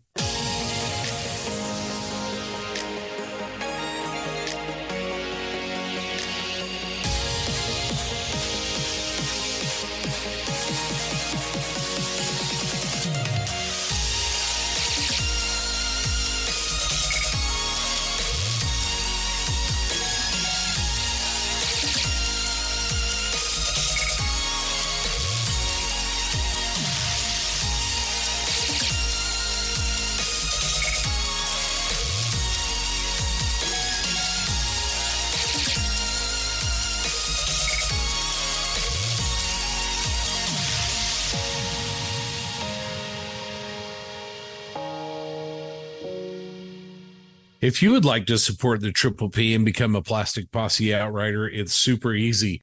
Just go on over to our Patreon page at patreon.com/Plastic Posse Podcast and set up a recurring donation there. These contributions help us offset the cost of bringing you the Triple P. There's 3 different tiers of support, and they start at just $1 a month. There's some great benefits. You get early access to podcasts, premium access to the host, the chance to appear on a podcast, and exclusive Triple P content. Let's recognize our amazing deputy marshals. These guys really step up and help the posse do what we do, and we sincerely thank them for their support. All right, as Scott mentioned, deputy marshals, definitely thank them. Casey Gray, Mike Norris, Stephen Rodwell, Brad Rolston, Rick Cooper, Tim Gibcom, Dan Newman, Robert Blocker, Tyler Moore, Derek Post, Craig Flynn, Brian Kreiner, Scale Modelcraft, Ken Childress, Nick Butta, Drew Gardner, Scott Hall, Frank Perone, the voice of Bob, Jeremy Diamond, Ryan Smith, Terry Wilkinson, Chris Lovewell, Andrew Kalis, Ethan Idmill, Bruce the Model Noob, Steve Baker, Eric DeGleesh, Joe Porche, Pat Brown, Steve Shaper, Jave Kidd, Brandon Gentry, Robert Klein, Mark Ewing, Ted Kawahara, Toadman, Model Doc, Doug Reed, Greg James, Les Wakala, John Everett, Josh Buck, Thomas Bannock, Mark Bradley, Zach Pease, Joel Munson, Eric Brubaker, Jeremy Moore, DB Scale Model Studio, Matt Johnson, Jeremy Elliott. Congrats to his son Keegan for getting into ERAU. That's awesome, man. Mike Talley, Previous Seat, Mediocre Middle-Aged Modeler, Dan Knopfel, and J.C. Osborne. Let's recognize our excellent posse foremen. These foremen are outriders who give our deputy marshals a hand. We got Rob, V, Keith, James, William, Tim, Jeff, Eddie, Ross, George, Gary, Warhoff Models, Drew, Ross, Eric, Lynn, Cliff, Eric, Mike, Papa Steve, Red Beach One Studios, MD Models, JV, Damien, Kieran, Cody, Tim, Nukeman Mike, Greg, JAK, Ash, Irish Pat, Paul. What's the deal with iBones Models? Mr. Grizz, Jackson, MAK Armor, Chris, Lee, and Jamie. And of course, the Posse Outriders. We appreciate all of you, including our newest Outrider, Mark Grant. Thank you, Mark, and welcome to the Posse. Please consider posting a review of the Triple P on the podcast platform you use. Each 5-star review helps other modelers find the Posse.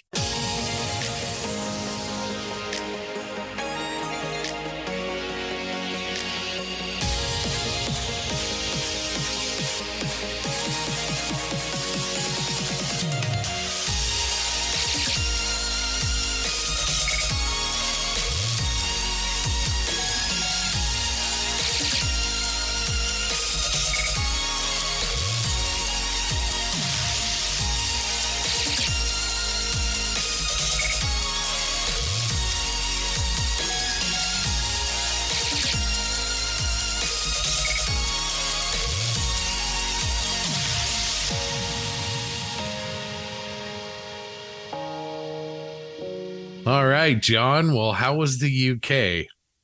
I enjoyed the UK as I always enjoy the UK. No, I guess last time, I mean, a year ago when we were there with JB and Jensen and everybody else, I got in a few days before and then walked to Telford. So I had time off before the show started. This one, I got there just before the show started and then went walking after. So, Well, no, I had a good time. They had more entries this year. I think they made an improvement on the contest area. A year ago, the contest area, I just have the feeling it was smaller. It was more off in a corner, and it was not as well lit. This time, they had moved the contest area to the center, the middle of the three. What do you want to call them? Areas, a bay or halls. Halls. There you go. Yeah, they moved it to the middle hall, and I think the lighting was better in that new area. And they said they had more entries this year around, so it was good. There was a lot of really good stuff, but it's Telford, and there's always good stuff at Telford.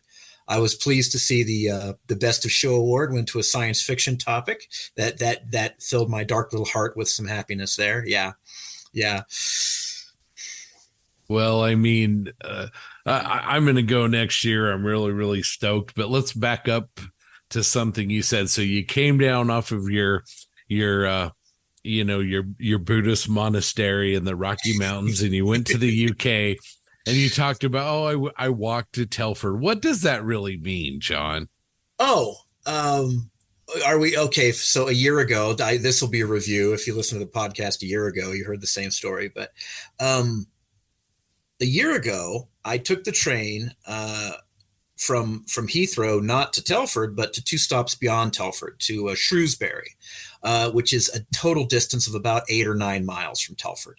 And over the course of the next 2 days prior to the show, I walked from Shrewsbury into Telford, or more accurately, didn't walk. I hiked. I did a hike. And all my 10 days of laundry and everything else is packed into a big like 40-liter hiking backpack. And I walked to a little village called Upton Magna, stayed the night there. They have a bed and breakfast. And then the next day I walked into Telford, and then went to the show and had a good time. And I found that I really enjoy hiking across the UK. The weather tends to be mild, although this year I got rained on a straight 4 hours, walking between Deal and Dover, which was after the show. But, I came to a philosophical moment halfway into that walk. I guess I'll talk about my little hiking adventure here. But after the show in Telford, had a good time there, met some good people. We'll talk about that in a minute. But I walked from a little seaside town called Deal into Dover, which is again about the same distance as last year, about 7 miles straight line. But you invariably on these things, you take a wrong trail, you get a little lost, you have to backtrack. So it ended up being about 8 or 9 miles in total. I knew it was going to rain. I had brought my rain gear. I had a good jacket. Before I bought that jacket, it said weatherproof. And I thought, well, we're going to test that label. Sure enough, it was a good jacket, kept my upper half dry. My lower half got soaking wet, though. And if you've ever been out hiking and you get good boots, you know that although the boots say that they're water resistant, there'll come a point at which they give up all pretense of being water resistant. And every step is just squish, squish, just squelching your way through the muck. And about 2.5 hours into my 4-hour walk of rain, they did that. But it was odd because halfway through this walk, being rained on, my lower half is completely soaked. I almost wish Grant were here because he could offer a soldier's perspective on this, but there's a notion in the Army, and it's called embrace the suck. And so here it is, it's wet, it's raining, I'm a little cold, but I kept moving, so I never got hypothermic. And I embraced the suck. And I realized that this thought came to me, maybe an epiphany or a moment of hallucination, who knows, but there came a moment tromping through the mud, looking down into the sea over the cliffs of Dover there, and ticking this checkbox or ticking this box off on my bucket list of items was to walk the cliffs of Dover and see them before I died. And so here I am accomplishing that, soaking wet from the waist down, embracing the suck. And I realized that I wasn't really uncomfortable. I was wet, but I wasn't uncomfortable. And that even though the conditions were a little rough, it made me realize that at this point in our lives, in our modeling hobbies and everything else, that there does come a point where maybe your kids are moving out of the house. For many of us modelers, this time in our life, there are life changes that happen. Kids move out of the house. You maybe buy a smaller house. You move to another city. You retire from a job. There are major life changes that often occur to us. Friends begin to get old and get sick and die and leave us. And these elements suck. And a lot of us talk about our depression or not feeling very well, not having the mojo to go out and do the model work. And I thought, well, maybe we just need to embrace the suck. And we need to realize that there comes a point in our life where things are going to change. There are going to be momentous changes as we move from our younger years into our older years and past middle age into late middle age. And that these elements suck. And we can be really upset about them, or we can just keep moving forward. We can keep moving forward and realize that this is the way it is now. And yes, it's a bummer, but if we keep moving forward, we avoid the hypothermia.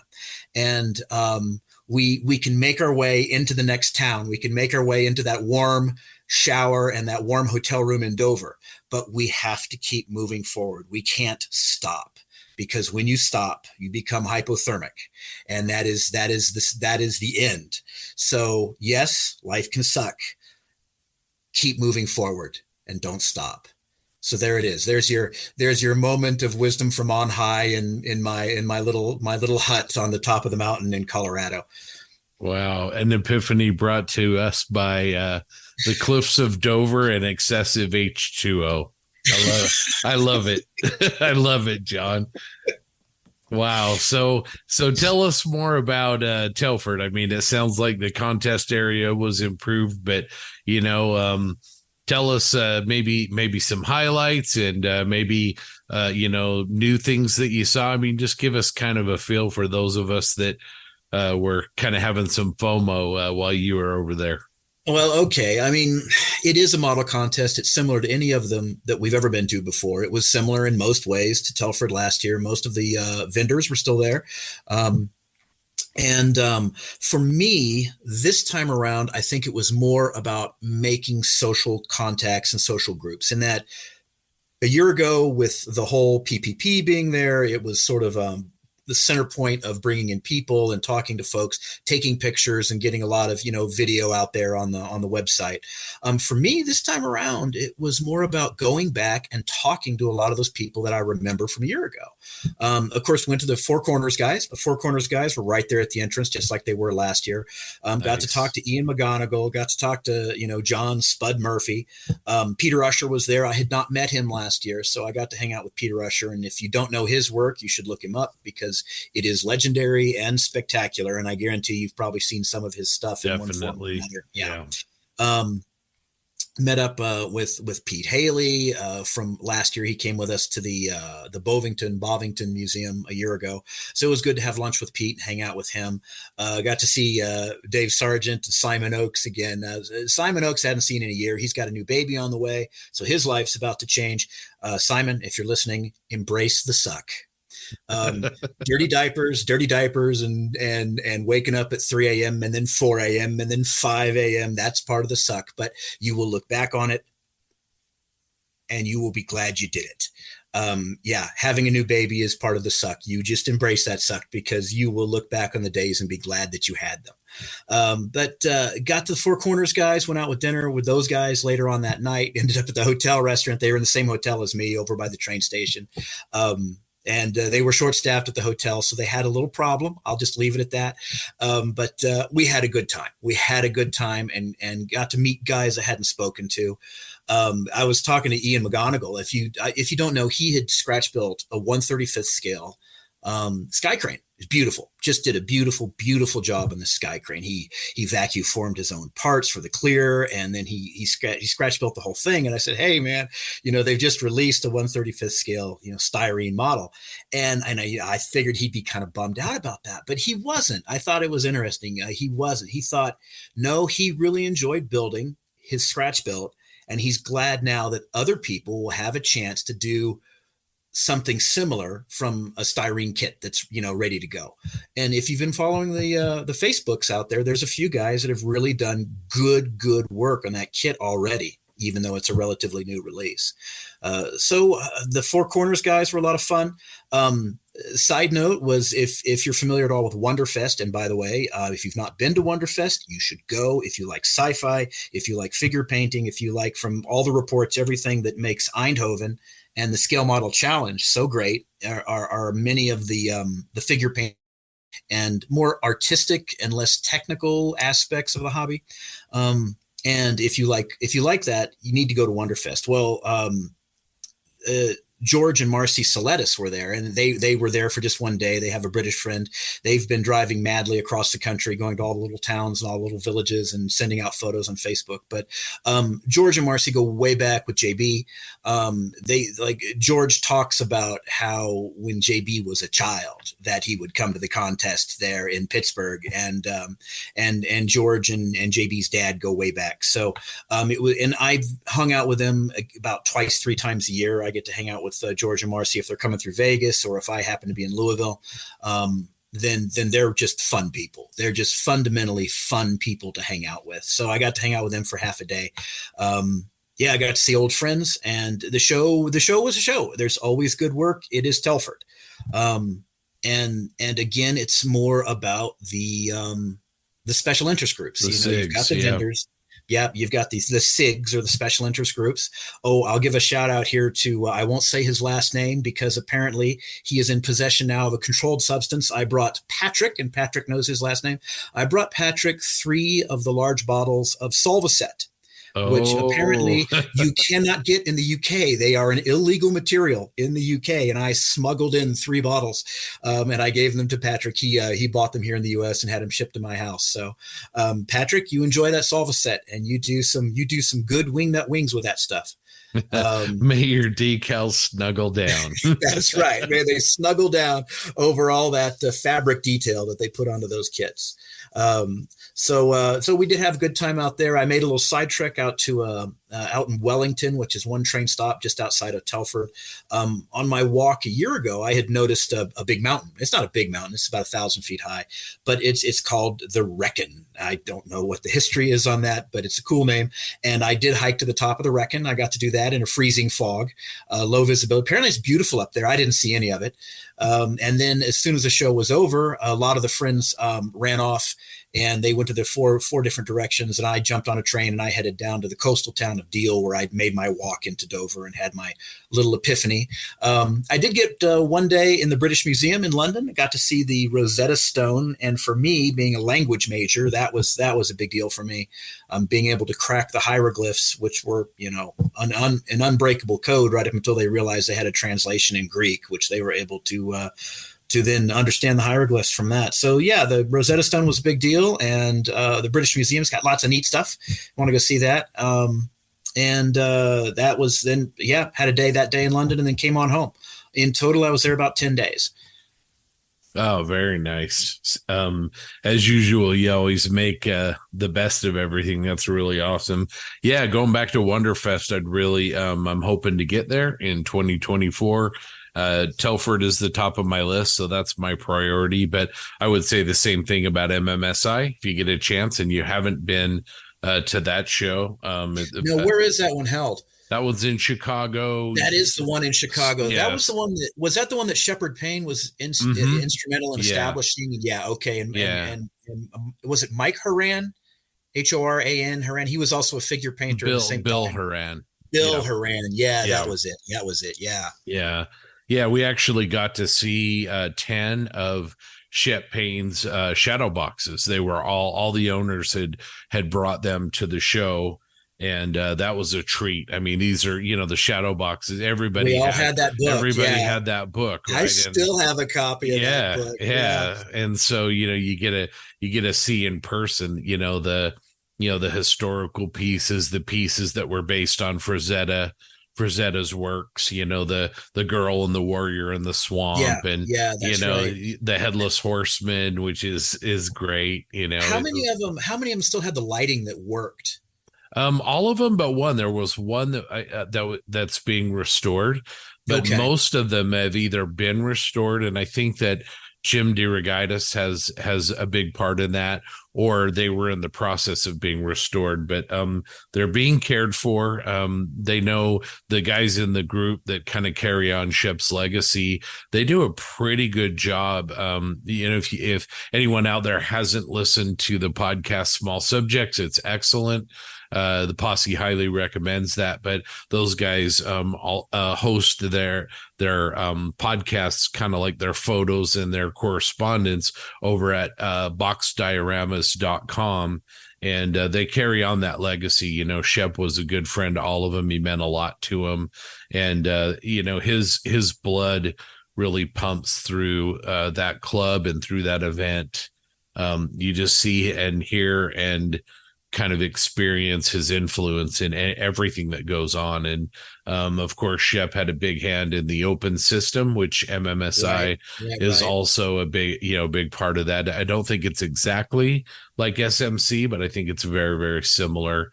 And again, it sort of prioritizes presentation and vision and workmanship overall. I think more and finish, kind of the things that make a modeler's piece his or her own, over sort of technical execution like other formats.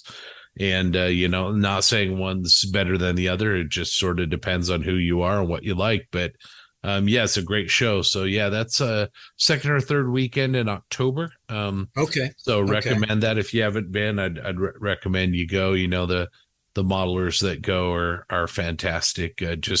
Been making a lot of new friends there, and the work is incredible. And a lot of modelers, John Rosengrant, who used to be work for ILM, was one of the people that worked on The Child from The Mandalorian, as well as many, many other movies and series. And of course, he's an incredible modeler, and Andy Golden, and just Gary Baker and Greg DeFranco and on and on and on. Just Greg Silar and it's amazing. And you get to talk to these people, and what I like about it is it just a different environment. The contest itself is just a different environment because their goals are different, what they're looking for are different. And again, not meaning to get into, this is better than that. It's just, why not experience both, so that's really great.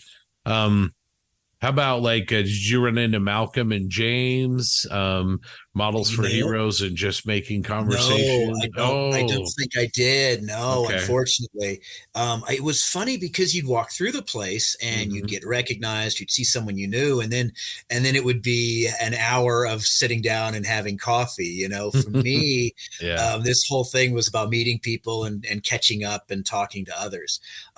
One of the downsides of bringing my whole vacation in a single hiking backpack is that I couldn't buy much. And so I had to limit very carefully so I didn't do much shopping, and that kept me out of the vendors areas, which then also kept me away from a lot of the Models for Heroes. I did get to talk to Tracy. So that was good. I just happened to bump into him, and yeah, so sorry. Yeah, I didn't get to see all the social groups. I tended to spend lots of time with a few people instead of bouncing around, like the social butterfly. Yeah. Yeah. Are you going to go next year? No, I don't think I will. I think next year is going to be Scale Model Challenge. I think I'm doing Eindhoven, and then because of just limitations, I'll be able to do Eindhoven, but I won't also then be able to do Telford. Yeah, I guess I could quit my job. I could just quit my job and just live in Europe for like 6 straight months. Well, whatever works, right? Just take the Channel Tunnel back and forth. It's all just another train ride. Yeah, exactly. No, I'm really looking forward to, the chats we've had after you come back each time, just get me more and more excited, but, can't wait to meet Spud and the Four Corners guys and get a chance to hang out. You've done multiple interviews with all those guys, but you've never actually met them, have you? Yeah, not in person, Okay. Although that's not uncommon, when we started the posse, I never met TJ in person until Las Vegas Nats. Yeah, that's true. Yeah. That's true. And I had never met you until Las Vegas Nats, as a matter of fact. Yeah. Absolutely. So it's been great for that. Well, what do you think? If other people like myself are thinking about going to Telford in 2024, what are some tips that you would give them? What are some things maybe to prepare an American hobbyist who's attending their first Scale Model World? Okay. Book your hotel early. Don't be afraid to book your hotel out of town a little bit. The train is really convenient. You could book your train up in Shrewsbury or up in Wellington, and just take the train in or out. If you can, get hooked up with some British friends ahead of time. If you can get a friend that has a car or something like that, work out travel plans. So I guess advice might be work out logistics early, because solving them at the last minute can be done, but it can be more problematic. So if you've got some Facebook friends that that are living in the UK that are also planning to go, maybe talk to those guys. Get there a day or two early. You'll want to adjust your body clock. That's a big deal. Even if you're living on the East Coast, it's still about a 4 to 5 hour time shift, depending on daylight savings time or not. And it can be rough because you'll find yourself waking up at 4 a.m. and then needing to go to bed at 6 p.m. at night when the sun's barely gone down. So try to get there a day or two early and adjust yourself to the local time. It helps. Get in early. Find a friend if you got one. If you don't, that's fine too. You can do the show. If you can grab a place in Telford, do so. I stayed at a Premier Inn, which is sort of the British equivalent of Holiday Inn Express. They're fine. I left a review on their site. I declared the hotel to be utterly adequate. It is utterly adequate.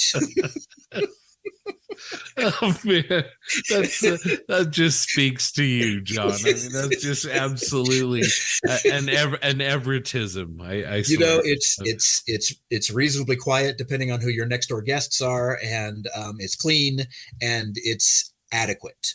So all the needs are met at the Premier Inn. But there are other places around. Typically, I mean, Telford's got a Holiday Inn Express over there as well, just right at the venue. There's a couple of other places nearby at the big shopping center. So, but book those early if you can, and get there a couple of days early if you can. And depending on your time available and everything else, don't waste a chance. If you've never been to the UK, don't waste a chance to go see some stuff. Whatever it is, maybe you want to visit Shakespeare's gravesite, at Stratford on Avon, or maybe you want to do what I did, go walk the cliffs of Dover, do something.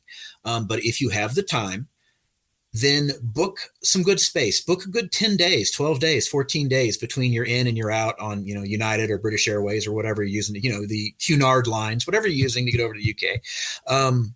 And give yourself some time in the country, because there is essentially no language barrier.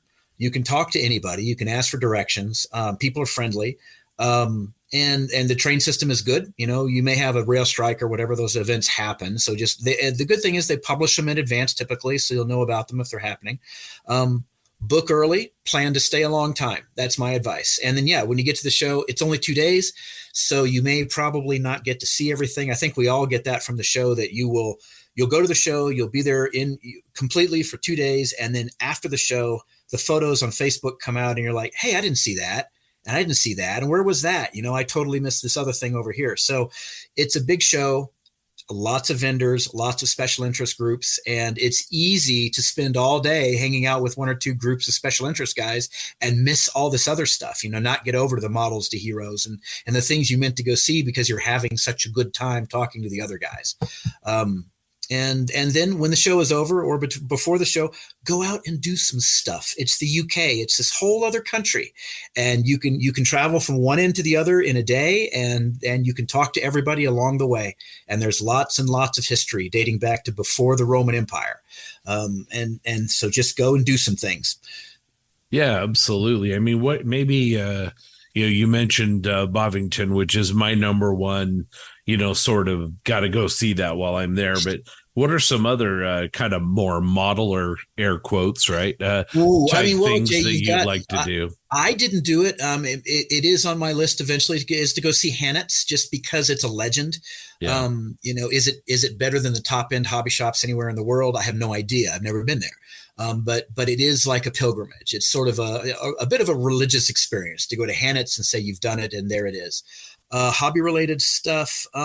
Honestly, part of what I did in going to Dover was a bit hobby related. When you consider everything that's happened in Dover, particularly with relation to the Second World War and the D-Day and all this stuff, it all happened at Dover. It was right there. In fact, a bit of a funny story. And I don't want to get too sidetracked here, but I was in the middle of that walk, 2 hours in, and I'm at about the midpoint, and I'm on a public road trying to find the footpath that takes me back to the cliff. And along this public road were maybe a dozen private homes. And these are big houses. These are just, there's no British Zillow, but if you looked them up on Zillow, I'm guessing 10 to 12 million US dollars each for these houses. They are within 100 feet of the cliff, and each of them is on no less than about 2 acres. And so it's a public road. It's paved by the local municipality, but these are private houses. And I'm walking up the public road trying to find the footpath, and this very nice Mercedes car comes up behind me, and he rolls his window down. And I've been waving at people, and he says, "Hey, where are you headed?" "Oh, well, I'm walking to Dover." And we got to chatting for a bit, and it occurred to me just in the back of my mind, because he was an older fellow, 65, 70 years old, very, very posh, proper British accent. And it's occurring to me in the back of my head, this guy may well be a member of parliament. He is definitely important. People come to his house parties. I guarantee it. And we chatted for a bit, and he off we went, and he headed off his way, and I kept walking down the road. Well, I get about a mile down that road, and he comes out from his private driveway and says, "Hey, are you coming back through towards Deal?" And oh, no, I'm going to Dover, and I've got a hotel lined up. He's, "Oh, because, if you were coming back, you just leave your backpack here." And that's really, and I think he was just a little bored. I think he was a little bored and just wanted someone to talk to. But we got to talking about the Second World War because he was up just based on his age. He was probably a kid. He may remember the years immediately following the war. And he said, the commandos used to their barracks was down there, was up there at Deal, and they would run every morning. They would get up, have breakfast, and they would run to Dover and then run back, which for a commando isn't that big a deal because it's only 6 or 7 miles. However, they would make that run with a buddy on their back, and they would run piggyback with their buddy on their back to Dover. They would switch positions, and then their buddy would have them on their back and run back to Deal. And that was part of their commando training. And I mentioned, because we were talking about the suffering and embracing the suck. And I said to him, well, we were all 20 years old once, weren't we? And we could do those things back then, or at least train ourselves to do those things. But again, it was Dover because it was the nearest point between continental Europe and France, which was occupied, and England. So it was the jumping off point. It was the place where the miracle of deliverance at Dunkirk occurred. All those ships, the little ships, a fleet of 650 some odd private vessels, as well as Navy vessels involved in all of that, they all came back to Dover. And the 1/3 British and French troops unloaded at Dover. Right there. And as I'm walking across it now, it's just all heavy goods trucks, and the lorries going onto the giant ferry boats back and forth to Calais. So all of this World War history, all of this model stuff happened right there at Dover. A little side trip I made. Louis Blériot landed his airplane at Dover Castle, when he made the first channel crossing in his 1909 monoplane. And I got to see that little landing spot. They've sort of made a little shrine there. So there's lots of modeling things in the UK if you have an interest to go and pursue them. Maybe you do. Maybe you like to paint Roman figures. Well, go see Hadrian's Wall. There's lots of Roman stuff there, and the Greek stuff as well in the a British Museum. That might be a thing to go do. Go see the British Museum and see the cultural history there. There's, again, depending on if you're a figure painter or just a historic modeler, you like to do the research, decide in advance what you want to go do and then make that list. And if you're limited by time or weather, then have some backup plans. But there is a huge amount of modeling related stuff that you can do in the UK if you just make a plan about it and decide, a month or two out what you want to do.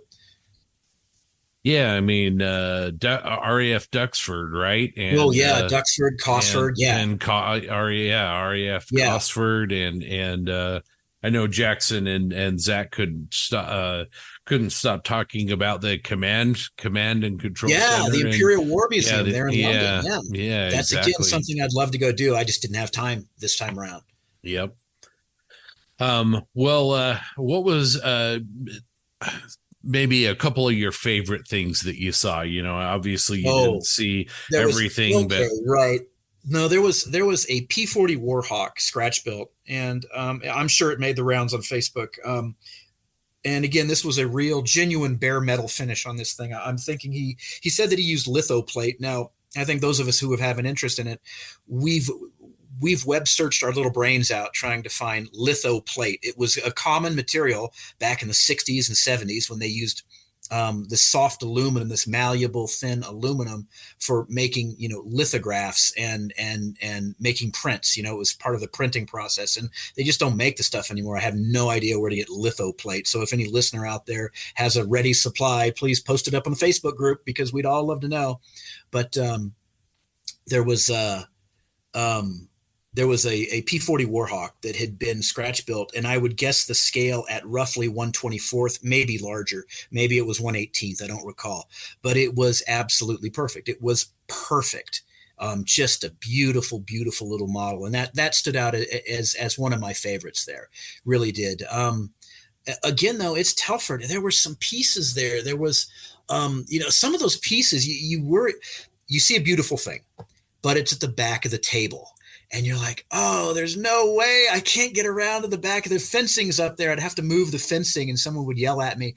And I guess if I had a criticism for anybody that's organizing at Telford next year, if possible, and I know you have a lot of entries and every year you have more, If possible, try to get the tables arranged so there's access all the way around all the tables, because some of these big dioramas that we would, just love to see, like Martin Drayden style dioramas that are big, they're big, but they're compact. There's lots of detail in a small scene. Some of those got stuck way to the back and you couldn't see them. You could see that there was something there to really look at, and you just couldn't get to it. You're like Indiana Jones trying to get the treasure, and you just, you can't get it. There were some things on there I think that would have been spectacular, but yeah, that P40 stood out. I remember a couple of wingnut wings, which are always beautiful. I mean, there are just, I think it's because of the quality of the kit itself lends itself to the really dedicated guys, the guys who are willing to spend 6, 8, 9 months on a single model. They're willing to put forth that effort because the Wingnut Wings kits are so good. And I guess if there's a downside to it, it is that there are so many guys that are doing really spectacular work with Wingnut Wings that you can have an absolute, A++ award winner right next to 5 others that are equally good. And they're all by 5 or 6 different builders. They're all perfect. They're all great. It just comes down to what paint job did you like the most, because they're all perfect. The kit lends itself to perfect builds, which then motivates guys to put in their best effort. So you get there's a few dozen guys around the world that are just doing unbelievable work on the Wingnut Wings models. I hope someday, somewhere, Border Models or whoever puts those kits back into production, because they really are they're just fantastic.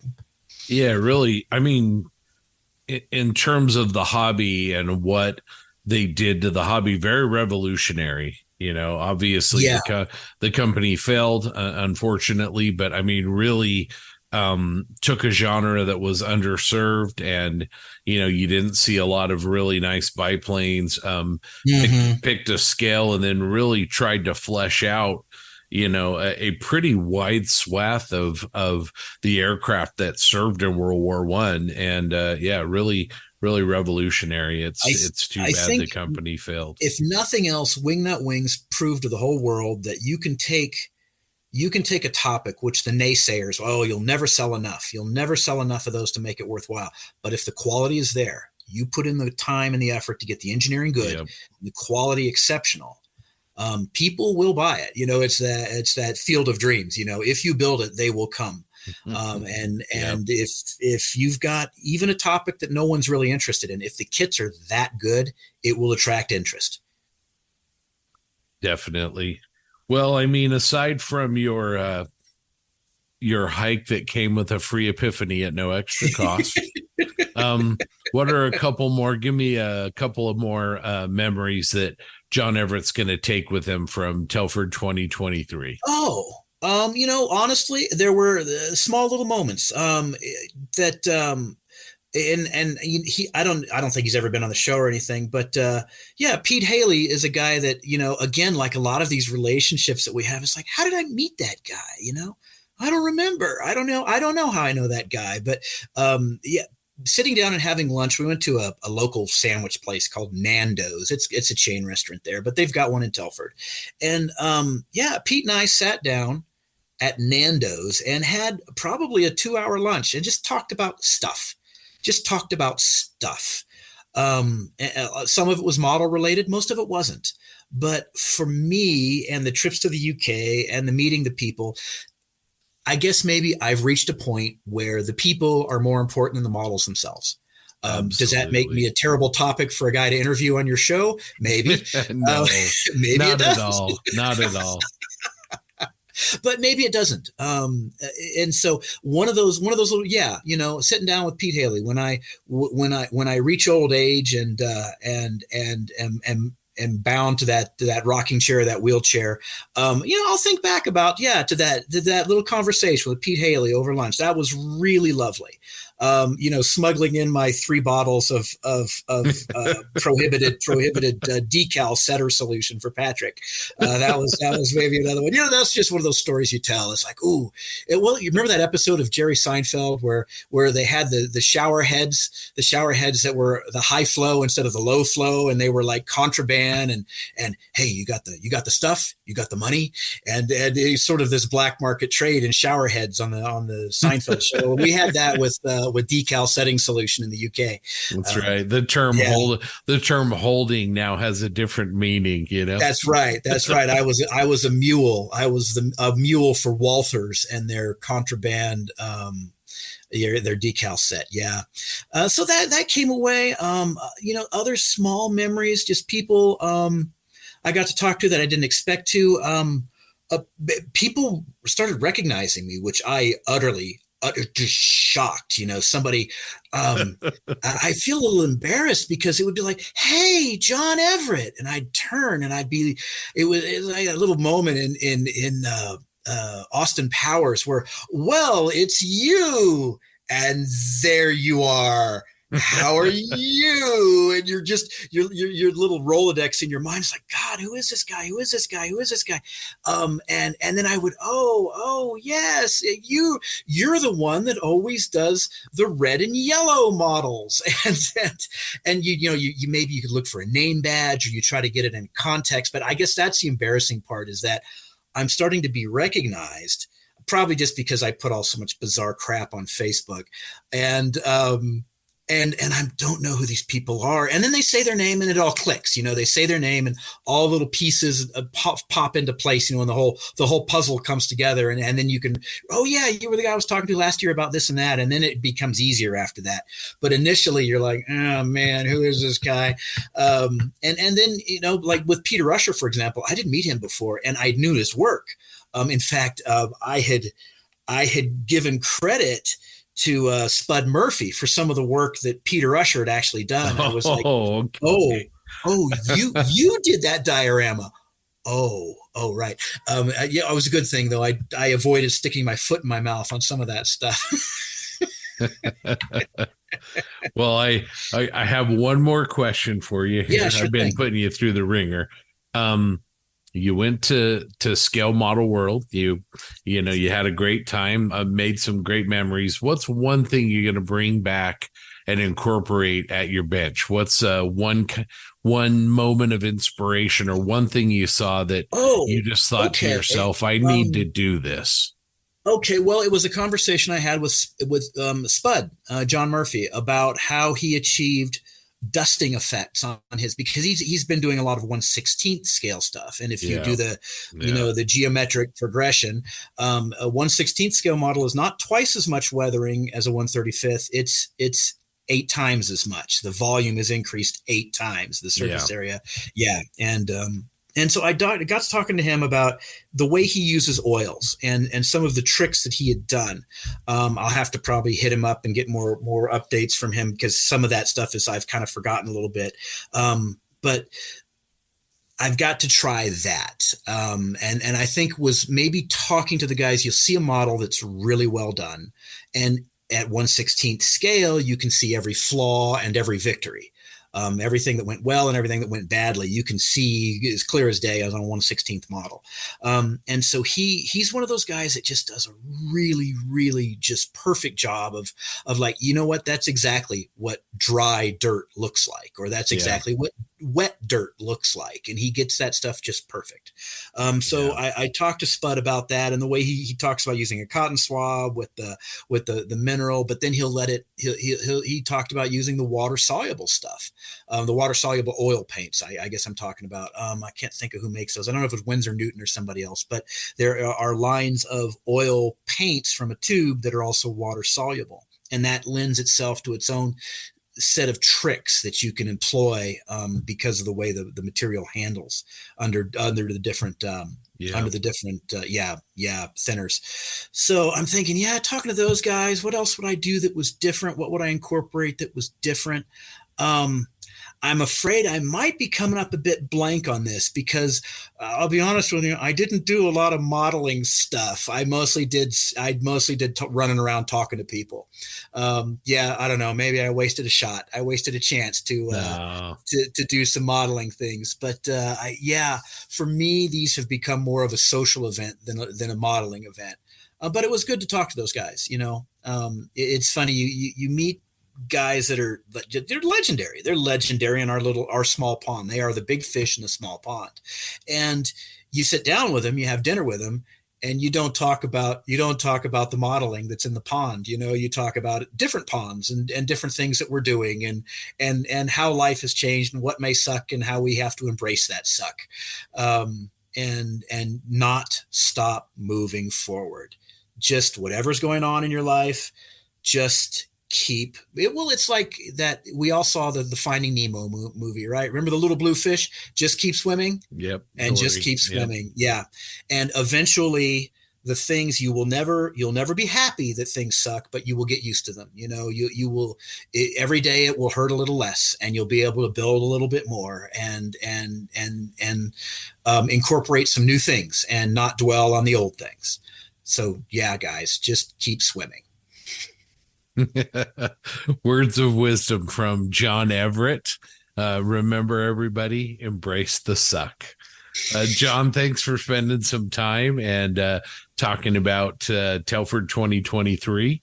And hopefully you and I at some point will be over there at the same time. Yeah, and, we can do some of these things together. I know I'm not going to feel like my trip was that I really got all of the value out of my trip if I can't be walking across the London Bridge as you recite some Shakespeare for me. Oh, well, okay. There is that. Yeah. There is that. I'm going to be left wanting for that at least. But and the other thing is the Museum of Natural History just wouldn't be the same with anybody else but you. So, well, okay.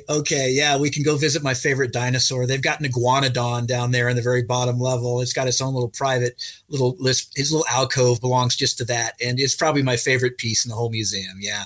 I've got to give it. Yeah, I'll just hang out, get a folding chair, and draw pictures of it or something. I don't know. Yeah, absolutely. Awesome. Well, thanks again, John. I hope to see you I'm assuming hopefully at Commies Fest in March-ish. Yes. Maybe sooner if we're lucky. Are we planning a Salt Lake show? Are you doing that one again this year? So in September, they're doing their IPMS show over here, and then we have a group over here that's really, really trying for something in June, not ready to go public with that. But as soon as we have that locked down, I'll let you know. Okay. Yeah. I'll make a point to get the time off and go do those.